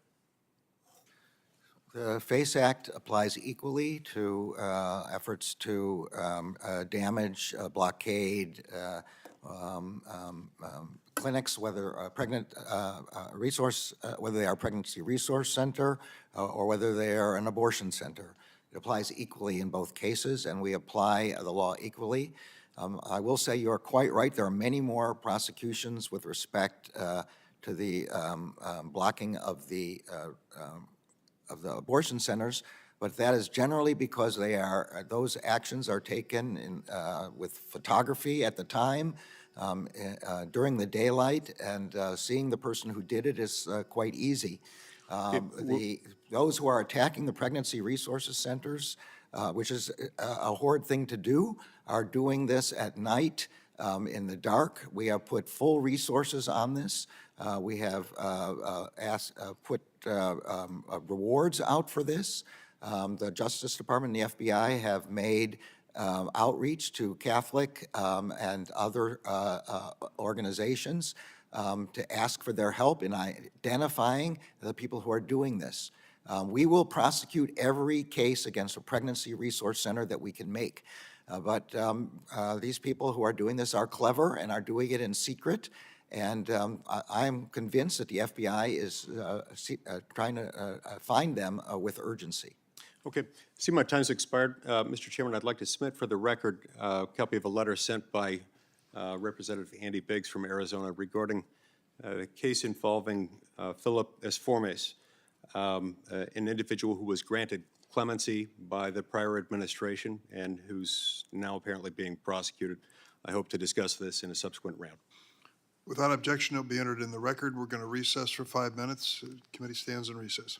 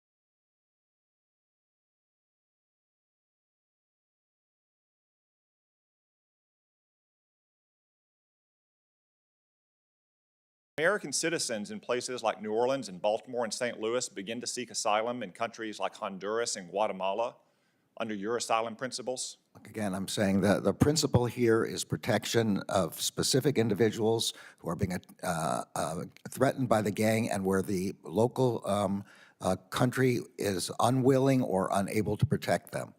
So is the United States government and the city governments of St. Louis and Baltimore and New Orleans unwilling or unable to protect its own citizens? I don't believe they're unwilling. They're doing everything that they can. We're supporting them in every way they can. The examples that you're talking about are ones where they are unwilling to protect from gangs. So, Mr. Attorney General, one of the reasons we have a crisis at our border where we have illegal aliens running to our Border Patrol, not away from our Border Patrol, is this interpretation of asylum. That anyone, anywhere who lives in a dangerous or poor country can come here and seek asylum, as opposed to seeking it, as is traditionally the case, for things like persecution on religious belief or political practice. But let's move on, Mr. Attorney General. But that's not the standard. I want to be clear. I want to come back to a question that Senator Cornyn started. Your unprecedented memo in December of 2020 to direct your prosecutors not to pursue the most serious, readily provable offense. I have gotten numerous contacts in my office from your prosecutors who are shocked that you have overturned this decades-long bipartisan standard. You said this was about allocating resources. What resources are you talking about? No prosecutor was directed to not bring a case again. In fact, your memo specifically says that if they feel that it's not warranted, or only if the other offenses are not sufficient, they should not pursue what has been the standard for decades, generations of U.S. attorneys and their assistants. I'm well aware of the standard because I helped write the standard originally. Because it was a Carter administration standard, not specifically known for being tough on crime. Well, it was the first time the principles of prosecution were reduced to a book which explained what they were. It was included in it. Every assistant U.S. attorney is able to use their discretion to bring these kinds of cases. No one's being directed to not do anything. You specifically said that they should not pursue the most serious, readily provable offenses in cases where mandatory minimums are present because it's not warranted.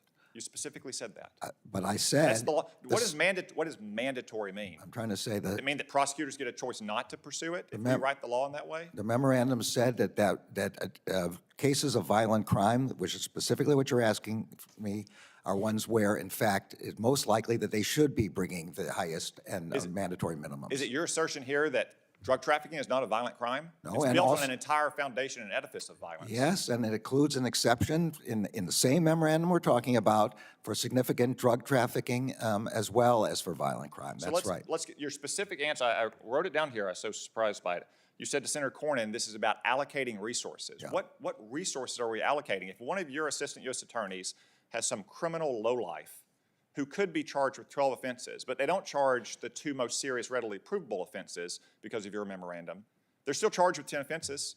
They have to go to a grand jury. They have to go to trial. They have to have a pre-sentencing report. They have to have a sentencing hearing. How is that conserving resources that you don't charge them with the most serious readily provable offenses that would lock these lowlifes up for the longest time possible? The lowlifes that you're worried about and have expressed worried about, the large drug traffickers, the violent criminals, they are to be charged to the max. I ask again, what resources were you talking about? You said to Senator Cornyn specifically it was about allocating resources. What resources? These include our investigators and how much we have to investigate in order to establish the requirements for mandatory minimums. The prosecutors have to prove those cases, the judges who have to try those cases, and the jails that have to hold those cases, those individuals for longer terms. Jails are, I don't see how jails could be a problem. You only have 158,000 prisoners now. 10 years ago, it was 219,000. Do you need more prisons? Well, I think that... Kenny's an appropriator. I bet he could get you more prisons. I think many of the senators have complained that the jails are too filled, that they're overcrowded, that we're not able to provide the level of protection and security for guards and for prisoners that we would like. But that is not what this is about. Again, I want to be clear. The memorandum was crystal clear that they are to charge the most serious provable offense in cases involving violent crime and drug trafficking. Okay, let's turn to another example of you overriding Congress's will. Congress has repeatedly decided to impose stiffer penalties for crack cocaine than powder cocaine, done originally at the request of members of the Congressional Black Caucus, voted for by senators like Senator Durbin, the chairman of this committee. 10 years ago, they made change to that. They specifically kept the ratio higher, and they didn't make it retroactive. Now, you have directed your prosecutors, when they are dealing with crack cocaine, to charge it as if it was powder cocaine, something that this Congress has repeatedly refused to do, which we refused to do as recently as December when Senator Booker tried it on the floor and I blocked it. How do you explain overriding Congress's decision on this distinction between crack and powder cocaine to suit your own policy preferences? The longstanding rule is that the Department of Justice uses its discretion in which charges to bring, regardless of which ones are available, which ones are to bring. Every bit of evidence we have is that there's no difference between powder and crack. Governor Hutchinson testified to that fact. Those are legislative decisions. Those are not prosecutorial decisions. If this Congress wants to do it, maybe it will one day, and maybe I'll be outvoted. But those are legislative decisions. Those are not prosecutorial decisions. You said at your confirmation hearing that you had to follow the law as it was written, that the executive branch could not rewrite the law. What you were doing is rewriting the law. It's not a single prosecutor out on the front lines making one decision. You're directing every federal prosecutor to override the law that has been written by Congress. We're using our discretion as to which charges to bring, in which circumstances, which ones are appropriate. That's what we're doing. That's a long-standing history of prosecutorial discretion in the United States. Senator Hirono? Thank you, Mr. Chairman. Mr. Attorney General, aloha. Aloha. As I've sat listening to some of the questions, the phrase badgering the witness comes to mind, but I commend you for the calm way that you have comported yourself at this hearing. You have been accused of selective prosecution around the abortion issues. I want to note that since 1977, anti-choice extremists have been responsible for 11 murders, 26 attempted murders, 42 bombings, 194 arsons, and thousands of other criminal incidents by anti-choice extremists. And of course, we should prosecute all violence and threats of violence by those on both sides of the abortion issue, but isn't it the case that our prosecutorial focus should be on the most violent acts? Well, Attorney General? Look, we prosecute without respect to ideology, but we do focus on the most violent acts, the most dangerous actors, the cases that are most likely to lead to danger to Americans. But we don't care what the ideology of the person who is threatening that act or who is taking that act. We will prosecute regardless. That is what I would expect of any attorney general who observes the rule of law and who abides by it, regardless of whatever the religion, all of that. So that is what I expect from the attorney general. In the wake of the Supreme Court's, in my view, disastrous ruling in Dobbs, because that ruling has led to fear and chaos all across the country. And abortion is now a crime in over a dozen states, but it is not a federal crime. What affirmative steps is the department taking to ensure that states are not infringing women's constitutional right to travel across state lines for whatever purpose?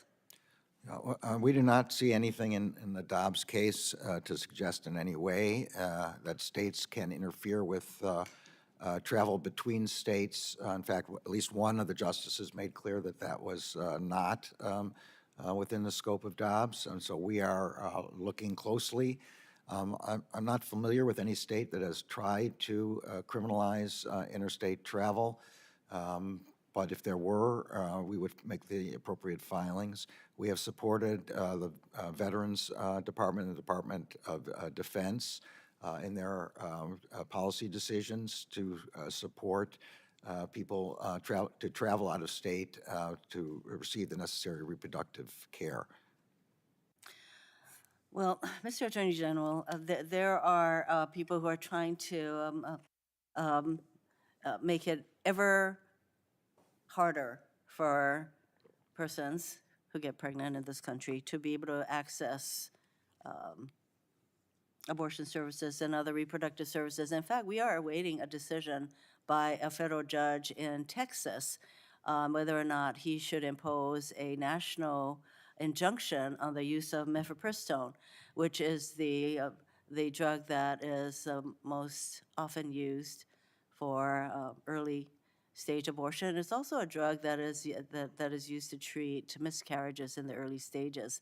So you have a federal judge that is about to impose this kind of an injunction. It would affect every state in the country, including all those states like Hawaii, which was among the first to decriminalize abortion. So I would say that the efforts do not stop there. So whatever you can do to make sure that women in this country know that they can travel to other states to get whatever services that they seek. The department awards billions of dollars in grants to state, local, and tribal law enforcement each year. The department also operates joint task forces and provides access to forensic and surveillance resources. This sort of collaboration can be good when put to good use fighting criminals who prey on our communities, but these resources could also be used against women seeking reproductive care. I've just sent a letter to the president expressing my concerns about the use of these federal funds by local law enforcement to basically hunt down women who are seeking abortion. So how is the department working to ensure that states and local partners do not use federal resources to enforce state laws restricting women's access to reproductive care? On your first question, just to be clear, we have filed in support of the FDA in the mifepristone lawsuit that you're talking about. We are hopeful that the result will not be the one that you're concerned that you described. Well, there was judge shopping to make sure that it's this particular Texas judge who would get this case. We have filed the Please appropriate respond. briefs in that. Thank you. On the second question, I personally haven't looked into it. I don't know the answer to that. So if we could have some people in the department get back to your staff on that, I'd be happy to do that. Thank you very much. With a perspective that these kinds of federal resources should not be used by states to go after women who are seeking reproductive services. I hope that is the perspective that you bring to the issue. I want to get to the issue of domestic terrorism and white supremacy. Last fall, our colleagues on the Homeland Security and Government Affairs Committee released a report on the federal response to domestic terrorism. In it, they noted that, I quote, national security agents now identify domestic terrorism as the most persistent and lethal terrorist threat to the homeland, end quote. They also explained that, quote, this increase in domestic terror attacks have been predominantly perpetuated by white supremacists and anti-government extremist individuals and groups, end quote.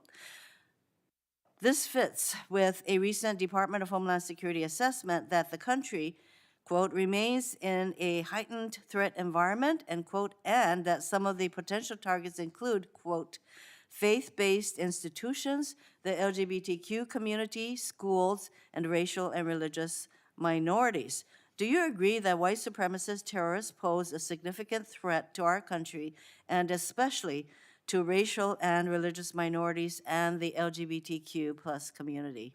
Yes, as the FBI reported in that report you're talking about, racially motivated violent extremists as a group are the most dangerous of the domestic violent extremist groups, and within that, the white supremacists are the most dangerous and most lethal, yes. So what more can the department do to combat this rise in these kinds of domestic terrorist activities? We've allocated a significant amount of resources for this purpose. The National Security Division has stood up a domestic violent extremist unit to further track and try and interdict these actions. The FBI is treating this with enormous seriousness of purpose. And we are going to do everything we can to deter and prosecute. Thank you. Mr. Chairman, I think my time is up. Thank you.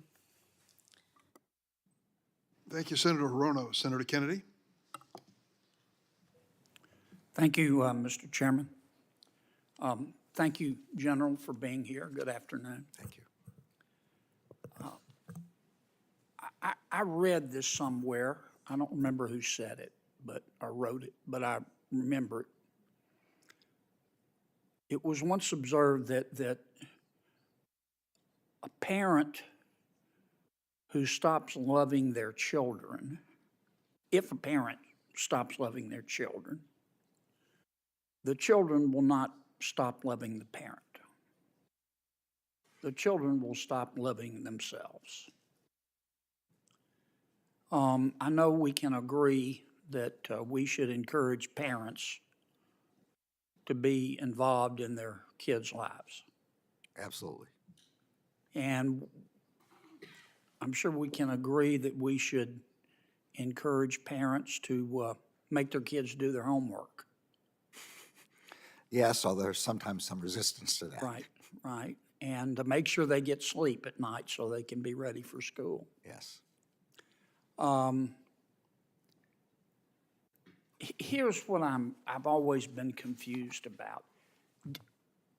Didn't you understand the chilling effect that it would have to parents when you issued your directive, when you directed your criminal divisions and your counterterrorism divisions to investigate parents who were angry at school boards and administrators during COVID?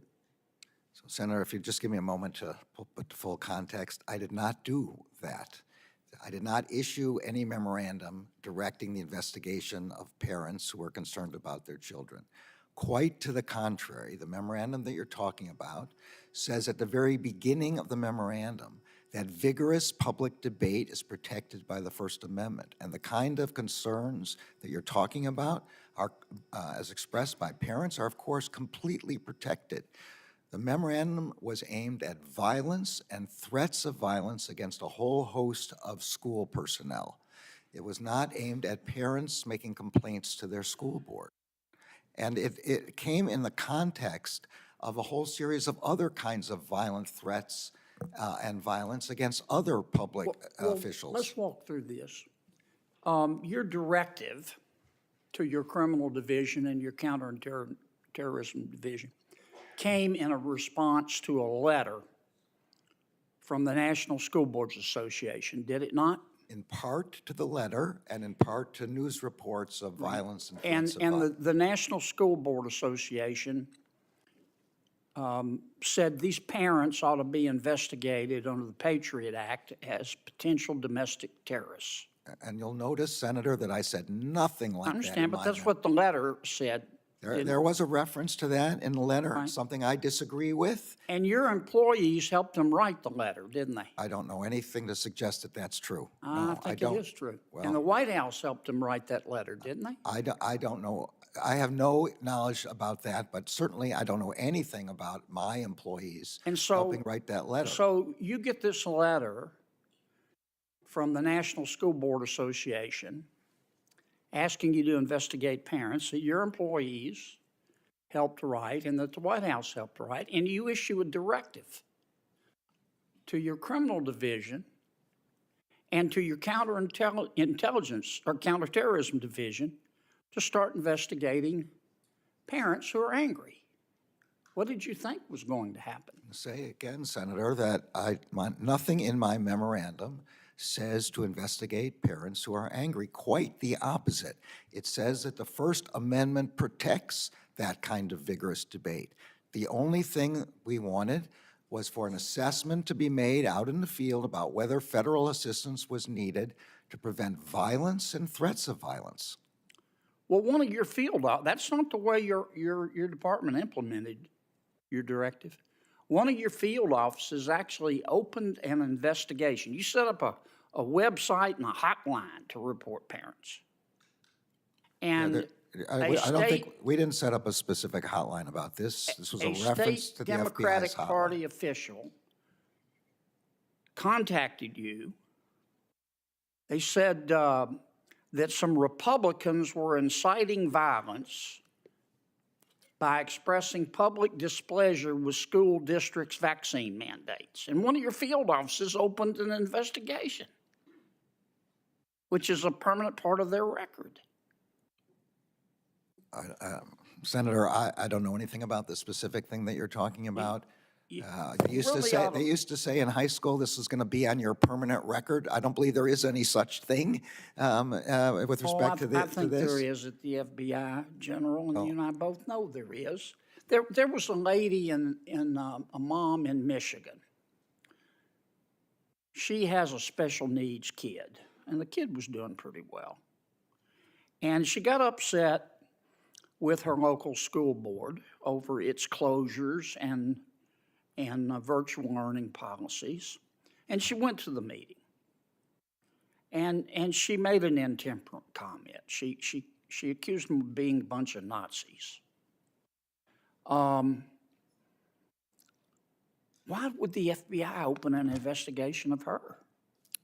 Again, I don't know anything about the specifics of the case, but accusing people of being Nazis, while I find bad, is certainly not criminal. It's totally protected by the First Amendment. I And think- I've said that over and over again. This is not the first But time we've discussed this. That's not what your department did. Well, this is about the third time I'm being asked about the same memorandum, and each time I've said, and I hope that the senators would go ahead and advise their constituents in the same way, that this is not what we do. We are not in any way trying to interfere with parents making complaints about the education of But their don't children. you understand, General, and I believe you, but don't you understand that this looks like you were just giving in to the teachers' unions and politicizing the disagreement, the honest disagreements?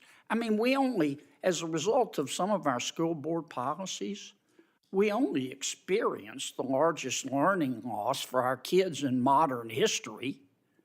Don't you think parents had a right to be upset? Absolutely. Instead of, you implemented, what's a threat tag?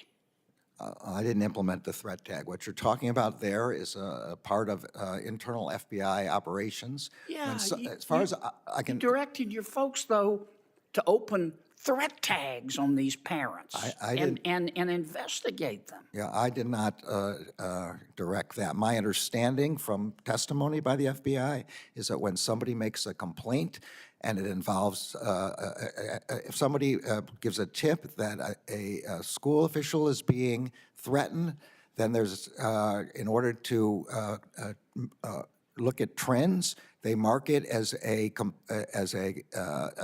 tip involving a school official. They have the same set of threat tags with respect to a complaint that suggests somebody is making a threat against a Supreme Court justice. These aren't complaints. These are tips of violence or threats of A violence. threat tag on a parent for being concerned at a school board meeting? It's not on the parent, it's not on whoever, it's on to indicate that a threat was made against, or at least alleged that a threat was made against, a school board member or a school official or a teacher or a school. Some of these turned out to be bomb threats. Senator Kennedy, we're going to have a second round of questioning on behalf of I understand. Chairman Durbin, who has gone to vote. I'm going to call on.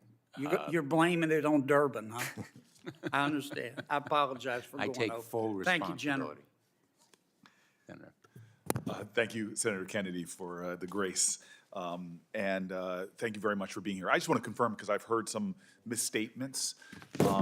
Fentanyl is permanently scheduled at Schedule 2, correct? Yes, the discussion is about fentanyl analogs. So let's go to fentanyl analogs. Fentanyl analogs are scheduled now at Schedule 1. They are not expiring this year. Fentanyl analogs are Schedule 2, the expiration date for which is at the end of 2024, correct? It might be the fiscal year. I'm not sure exactly. But it's in I the year, believe- it's not 2023, it's at the end of the year, 2024. Yeah, I'm- Fiscal or not? I'm not exactly sure of the time. I know that there's short time on this, and we believe it should be re-upped. Okay.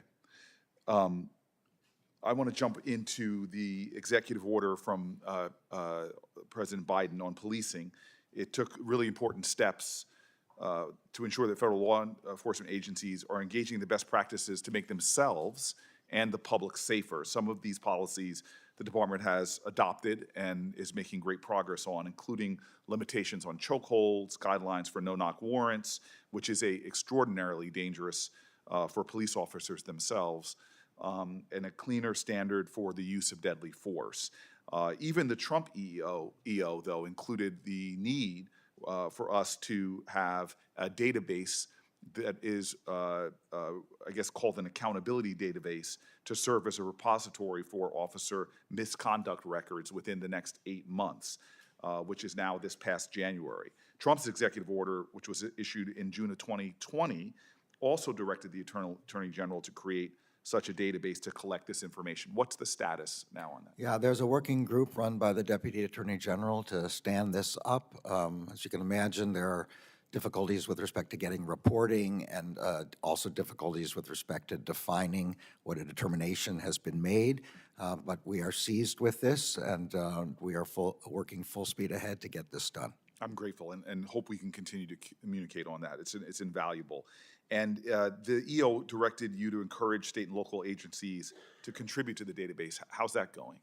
Yeah, we have made outreach to all the major law enforcement organizations who support this proposition. We are making outreach to state and local law enforcement. We are making progress. I can't really say more than that at this point, not because I don't want to say, but because I don't know. Okay. The Biden administration, in cooperation with the Congress, acting in a bipartisan manner, has put significant amounts of money into the COPS grant program. In fact, I think under the last Congress, it was one of the highest amounts of money given to programs that help local police departments. Really proud that President Biden did that. I'm just curious what processes are in place to ensure that the funds are being used for intended purposes. Does the department audit those grants? Yeah, whenever a government agency gives out grants, there's always a risk, and so we have very tight auditing and review processes for these grants. And do you have the resources you need to adequately audit the grants in your estimation, or is that something that Congress might act to give you the more resources? I'm going to say again to you what I've said before. Whenever anybody wants to offer me more resources, I'm happy to have them. But I think we're capable of doing what the Congress wanted us to do with the resources we have right now. I appreciate that wise response. In December of 2021, you said the department would exercise its discretion to ensure that people released on home confinement under the CARES Act would not unnecessarily return to prison. My experience, I've been visiting prisons since I was a law student, and I usually go in and ask wardens, who are often tough men and women who really are about the protection of their officers, the community at large, and I always ask, are there people here that are a waste of taxpayer money? And they will often tell me stories about elderly folks, infirmed folks. But here now we had a pandemic, as you know, and there was a release program with really high standards to meet for anyone being released. And I appreciated your comments on this matter in the past. I just want to ask, can you confirm that the department will not revoke individuals released under the CARES Act for minor violations? We always know there's so-called status violations where somebody might cross a county line or do something that is a technical violation, which is often minor. They're not a threat to public safety. Can you confirm again that the department will not revoke individuals that are released under the CARES Act for these so-called status violations once the public health emergency expires? Yeah, so just to give the full context, the CARES Act allowed us to put people in home confinement who we ordinarily would not have been able to do because of the length of time remaining on their sentence. The question was raised whether those people would have to go back after the expiration, which is now going to be in May, I believe. The Office of Legal Counsel, interpreting the statute, found that they would not have to go back, that all that was necessary was that the Attorney General put them into home confinement. When I say the Attorney General, I mean the Justice Department and the Bureau of Prisons, and that they could remain subject to what the normal rules are on having to go back. So if somebody commits the kind of violations that would normally require somebody to go back to prison from home confinement, those would apply, but no special rules to people who came under the CARES Act. And let me also say, in support of what you said, there's now been enough time to have statistical data on recidivism, as found that the people out on the CARES Act The number of serious crimes committed is extremely tiny and not of concern. All right. On July 16th, my last question, my penultimate question. On July 16th, 2022, you said that the Justice Department is examining marijuana policy and will be addressing the issue in the days ahead. And in October of 2022, President Biden urged an expeditious review of the schedule of cannabis and directed individuals federally incarcerated for cannabis possession be expunged. What is the current state of the review of cannabis at the Justice Department, and when can we expect policy changes on this important issue? I think everything that you said is correct. The president commuted sentences, and this is still working its way through the system to get the final certificates of commutation, but that is accomplished. The HHS is working on the question of scientific analysis of marijuana. And within the department, we are still working on a marijuana policy for the department. I have to say that the crack powder thing came first in my list of things that had to be done first, but that was accomplished, as you already know.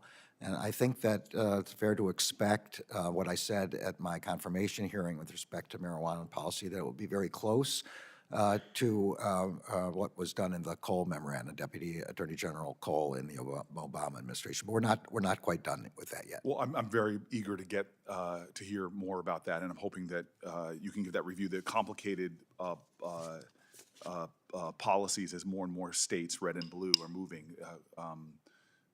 It'd be good to hear that as quickly as possible. And I just would like you to respond for the record. There's some scurrilous statements out there that you're dissatisfied with your chief of staff and would like him to be replaced by his eldest son. So if you could respond on the record for me at some point about that. The only bad mark in his resume is that he worked for you once, so. Thank you, sir. Senator Blackburn. Thank you, Mr. Chairman, and Mr. Attorney General. Thank you for your time today. Listening to the questions and the answers and your responses, what is coming clear to me as I listen to this is basically in your DOJ, the Biden DOJ, there are two tiers of justice. There are one for people with conservative values, for parents, for people of faith, and then there is another tier of justice that applies to the Washington liberal elites, political elites. And what I want to do is dig down a little bit on how you and the department have applied this discretionary form of justice. It's something that concerns Tennesseans, and when I'm across the state, we have 95 counties. I visit each of them every year. And Mr. Attorney General, that comes up quite a bit. Much of it has come up in relation to the Dobbs decision. And the attacks and the violence there has increased from groups on the far left. It has not increased from pro-life groups. And since the Dobbs leak, there have been 70 pro-life pregnancy centers that were targeted. Only 2 of these activists have been indicted. There are 25 individuals that have been indicted under the FACE Act in just 5 months. So you see the disparity there. I appreciate you said that most of these attacks are carried out at night and that the protests take place during the day. So you say it's easier to identify and go after people that are carrying out a peaceful protest during the day rather than a firebombing at night. Is that correct? Yeah, if I could just say, I wish you would assure your constituents in all the counties that the Justice Department does not treat people in the way that is described. Well, then let's- We treat like cases alike. We do not have one view. Okay, then let's talk about a specific case in Tennessee, the Hope Clinic. Are you familiar with that? I'm not familiar with it Okay, the Hope specifically. Clinic for Women is a pregnancy resource center in Nashville. And currently, you have gone out of your way to prosecute 11 individuals in Tennessee under the FACE Act. And are you aware that this clinic was the subject of an attempted firebombing with a Molotov cocktail? So we are very concerned about these kind of firebombings, and I agree with you, they're happening around Okay. the United States. The FBI has put its resources into this. We are investigating it in every way. We've offered rewards for anyone who Then has let's information. talk about how these groups get classified.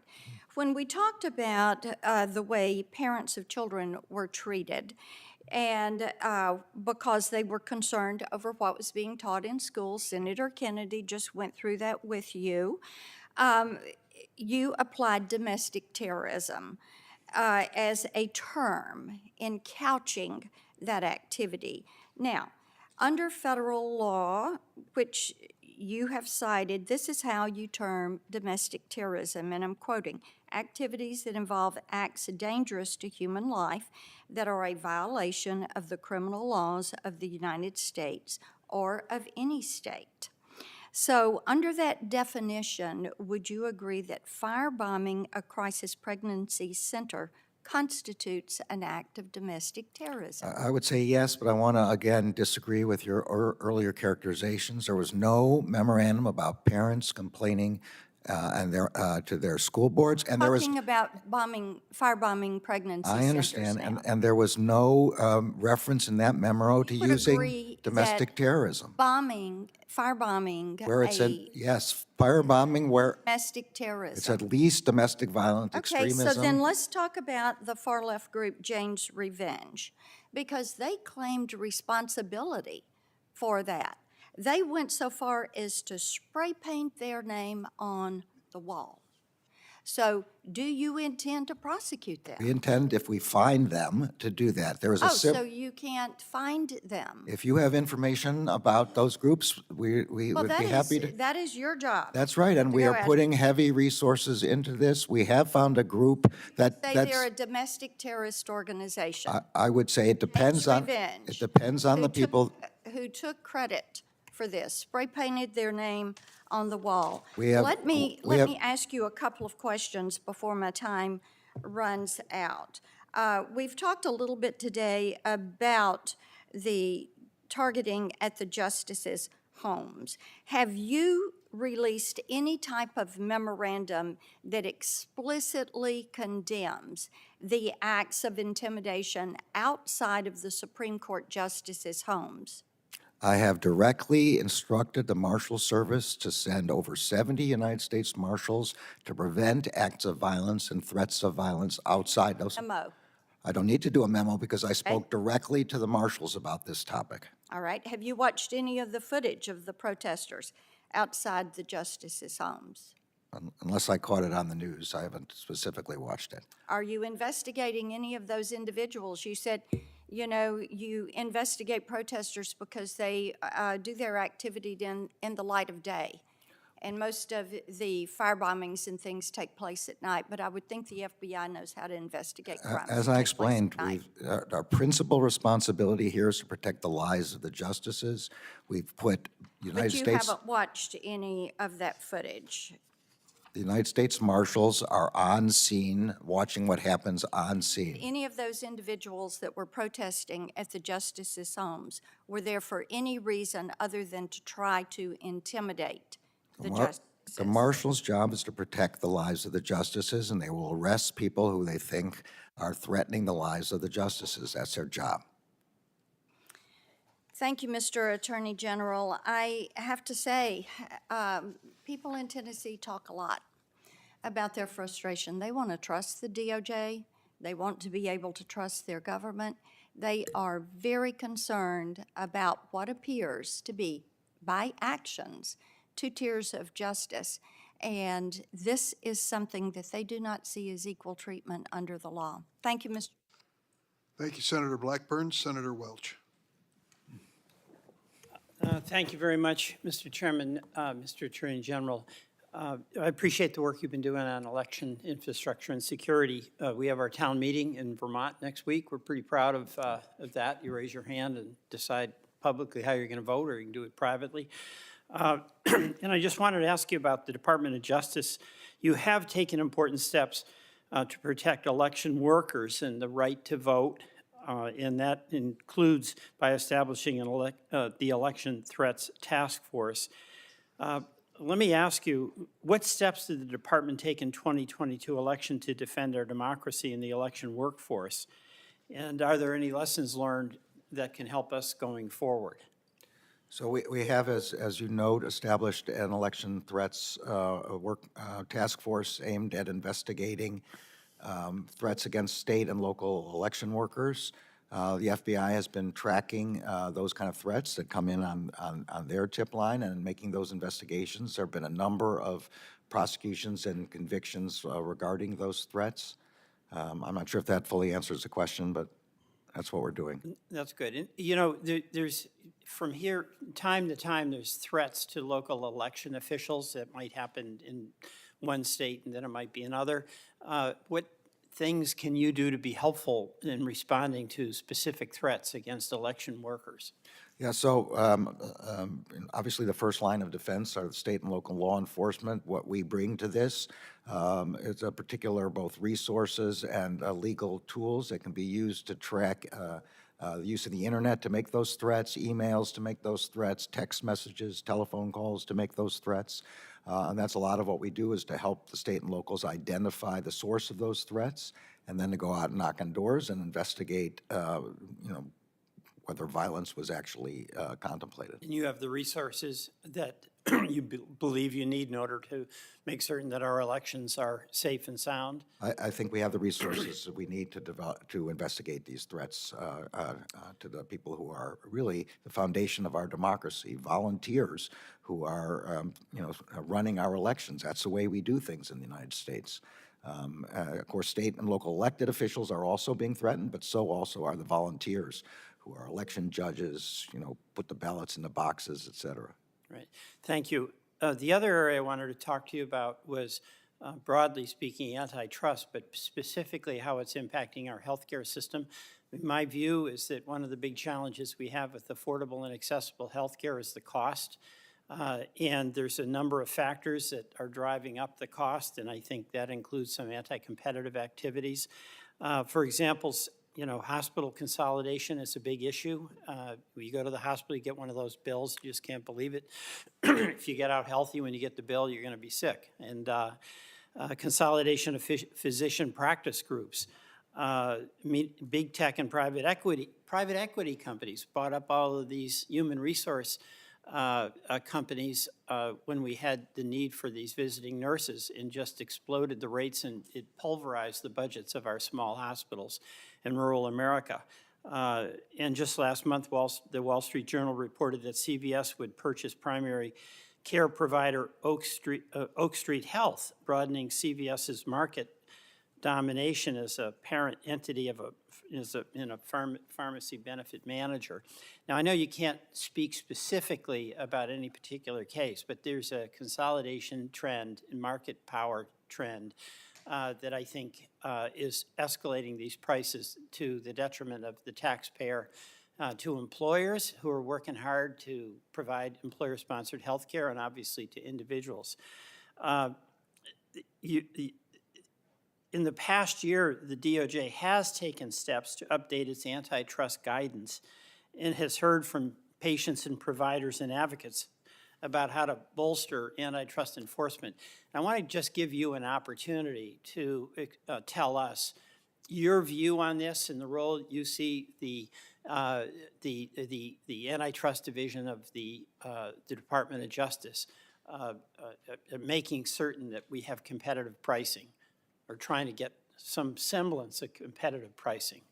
Yeah, well, I appreciate the question. We have tried, since I've been Attorney General, to reinvigorate the antitrust division, to more urgently evaluate mergers, and to bring cases against exclusionary behavior by dominant firms. thanks to the Hart-Scott-Rodino merger filings fees legislation that was passed, we now have more money that we can use to build up again the resources of the department. As I mentioned earlier, I was stunned to learn when I came to the department that there were fewer lawyers and economists in the antitrust division than there were when I first entered the Justice Department in 1979. And you can imagine That's this. amazing. It's amazing, and the number, and you could, particularly when you think of how big the companies are now. So we're doing two things in the merger field, of course. On the very large mergers, which are subject to Hart-Scott-Rodino, we are doing a very careful scrub and making determinations of whether we should challenge it. But I think what you're talking about is also quite important, which are smaller markets, but are still what economists call relevant markets, where the price is affected regardless of whether it's a nationwide roll-up, if it's a roll-up of healthcare providers in one entity, and really the only place that people who need healthcare locally can provide it. So we have brought and will continue to examine those kinds of cases as well. The bottom line theory about antitrust is if there are multiple players in the market, they will compete with each other, and we will get the best pricing, marginal cost being the price where it meets the supply curve. But that's not the case where you have dominant firms, where there's only a few places to go. And in those situations, price will almost always be above the competitive price. Okay. Thank you very much, Mr. Attorney General, and thank you for your service on the bench before. And Mr. Chairman, I yield back. Thank you. Thank you, Senator. Thank you, Senator Welch. You're the first to do that. Senator Tillis? I was actually going to thank Senator Welch for that. I think, Mr. Chair, we probably ought to have 4-minute rounds so we have a reasonable chance of them getting done in 7 minutes. General Garland, I guess I'm your ticket to lunch. I've just got a couple of questions to ask you. In your opening statement, I'm sorry I had to come in and out. I wanted to spend most of my time in the hearing. You have 115,000 people working in the DOJ, and I think most of them are great people, purpose, service-driven, and I thank them for their work. But we're not all angels. We probably have some that need to be held accountable. And you made a comment about returning to some of the norms that maybe have drifted over time or a focus on them. Can you briefly describe to me a couple of those where you see positive trending? Yeah, I think the most important is the principle that we treat like cases alike, that we don't have one rule for Democrats or Republicans, rich, poor, powerful, powerless, based on ethnicity. Another important norm is that we decide our criminal investigations and affirmative civil law enforcement investigations without any interference from the White House or, frankly, from the Congress. These decisions are made on the merits without any policy or political interference. I think one thing that'd be helpful for you, I'm a data-driven person. I think one of the things would be helpful for you is to try, to the extent that you can, to measure, some of those so that you come back equipped with data to maybe refute some of the misconceptions about your priorities. I want to talk briefly about my favorite subject when I get on law enforcement. Have you seen the 3.12 March? All right, this is a subpage. March 12th? I'll shoot you a link. This Okay. is a subpage that's been out there for a while. It's actually a subpage from ActBlue, which is the largest aggregation engine for many of my colleagues on the other side of the aisle for hard dollar contributions to their campaigns, which I don't begrudge. We have an equivalent platform. What's notable about this is still on the website. They're trying to raise $1.312 million. They've already received contributions. They keep it on the website. And let me just tell you what the run's about. They say, why 3.12 miles? Because 3.12 equals ACAB. And ACAB equals all cops are bastards. This is out there. I know that the vast majority of my Democratic colleagues do not embrace that. Some of them may. But I think it's time to remove this website and to remove this crap that they're trying to talk about law enforcement. In 2020 and 2021, I introduced a bill called Protect and Serve. and it was specifically focused on increasing penalties for law enforcement officers who were assaulted or murdered. Not getting into any sort of policy recommendations, but it seems to me at a time when we're having dramatic reductions in people willing to go into the academies, where we're seeing mayors get elected out of office because of community safety and maybe a little bit too much soft on law enforcement. And when we demonize law enforcement, we are really hurting ourselves. I know the FBI is doing relatively well with recruiting, but we're not doing well in local and state agencies. So can you see, with respect to the implementation, we've talked about increasing penalties in other places. Can you talk to me about the merits or concerns you would have if we're successful with getting Protect and Serve passed this Congress?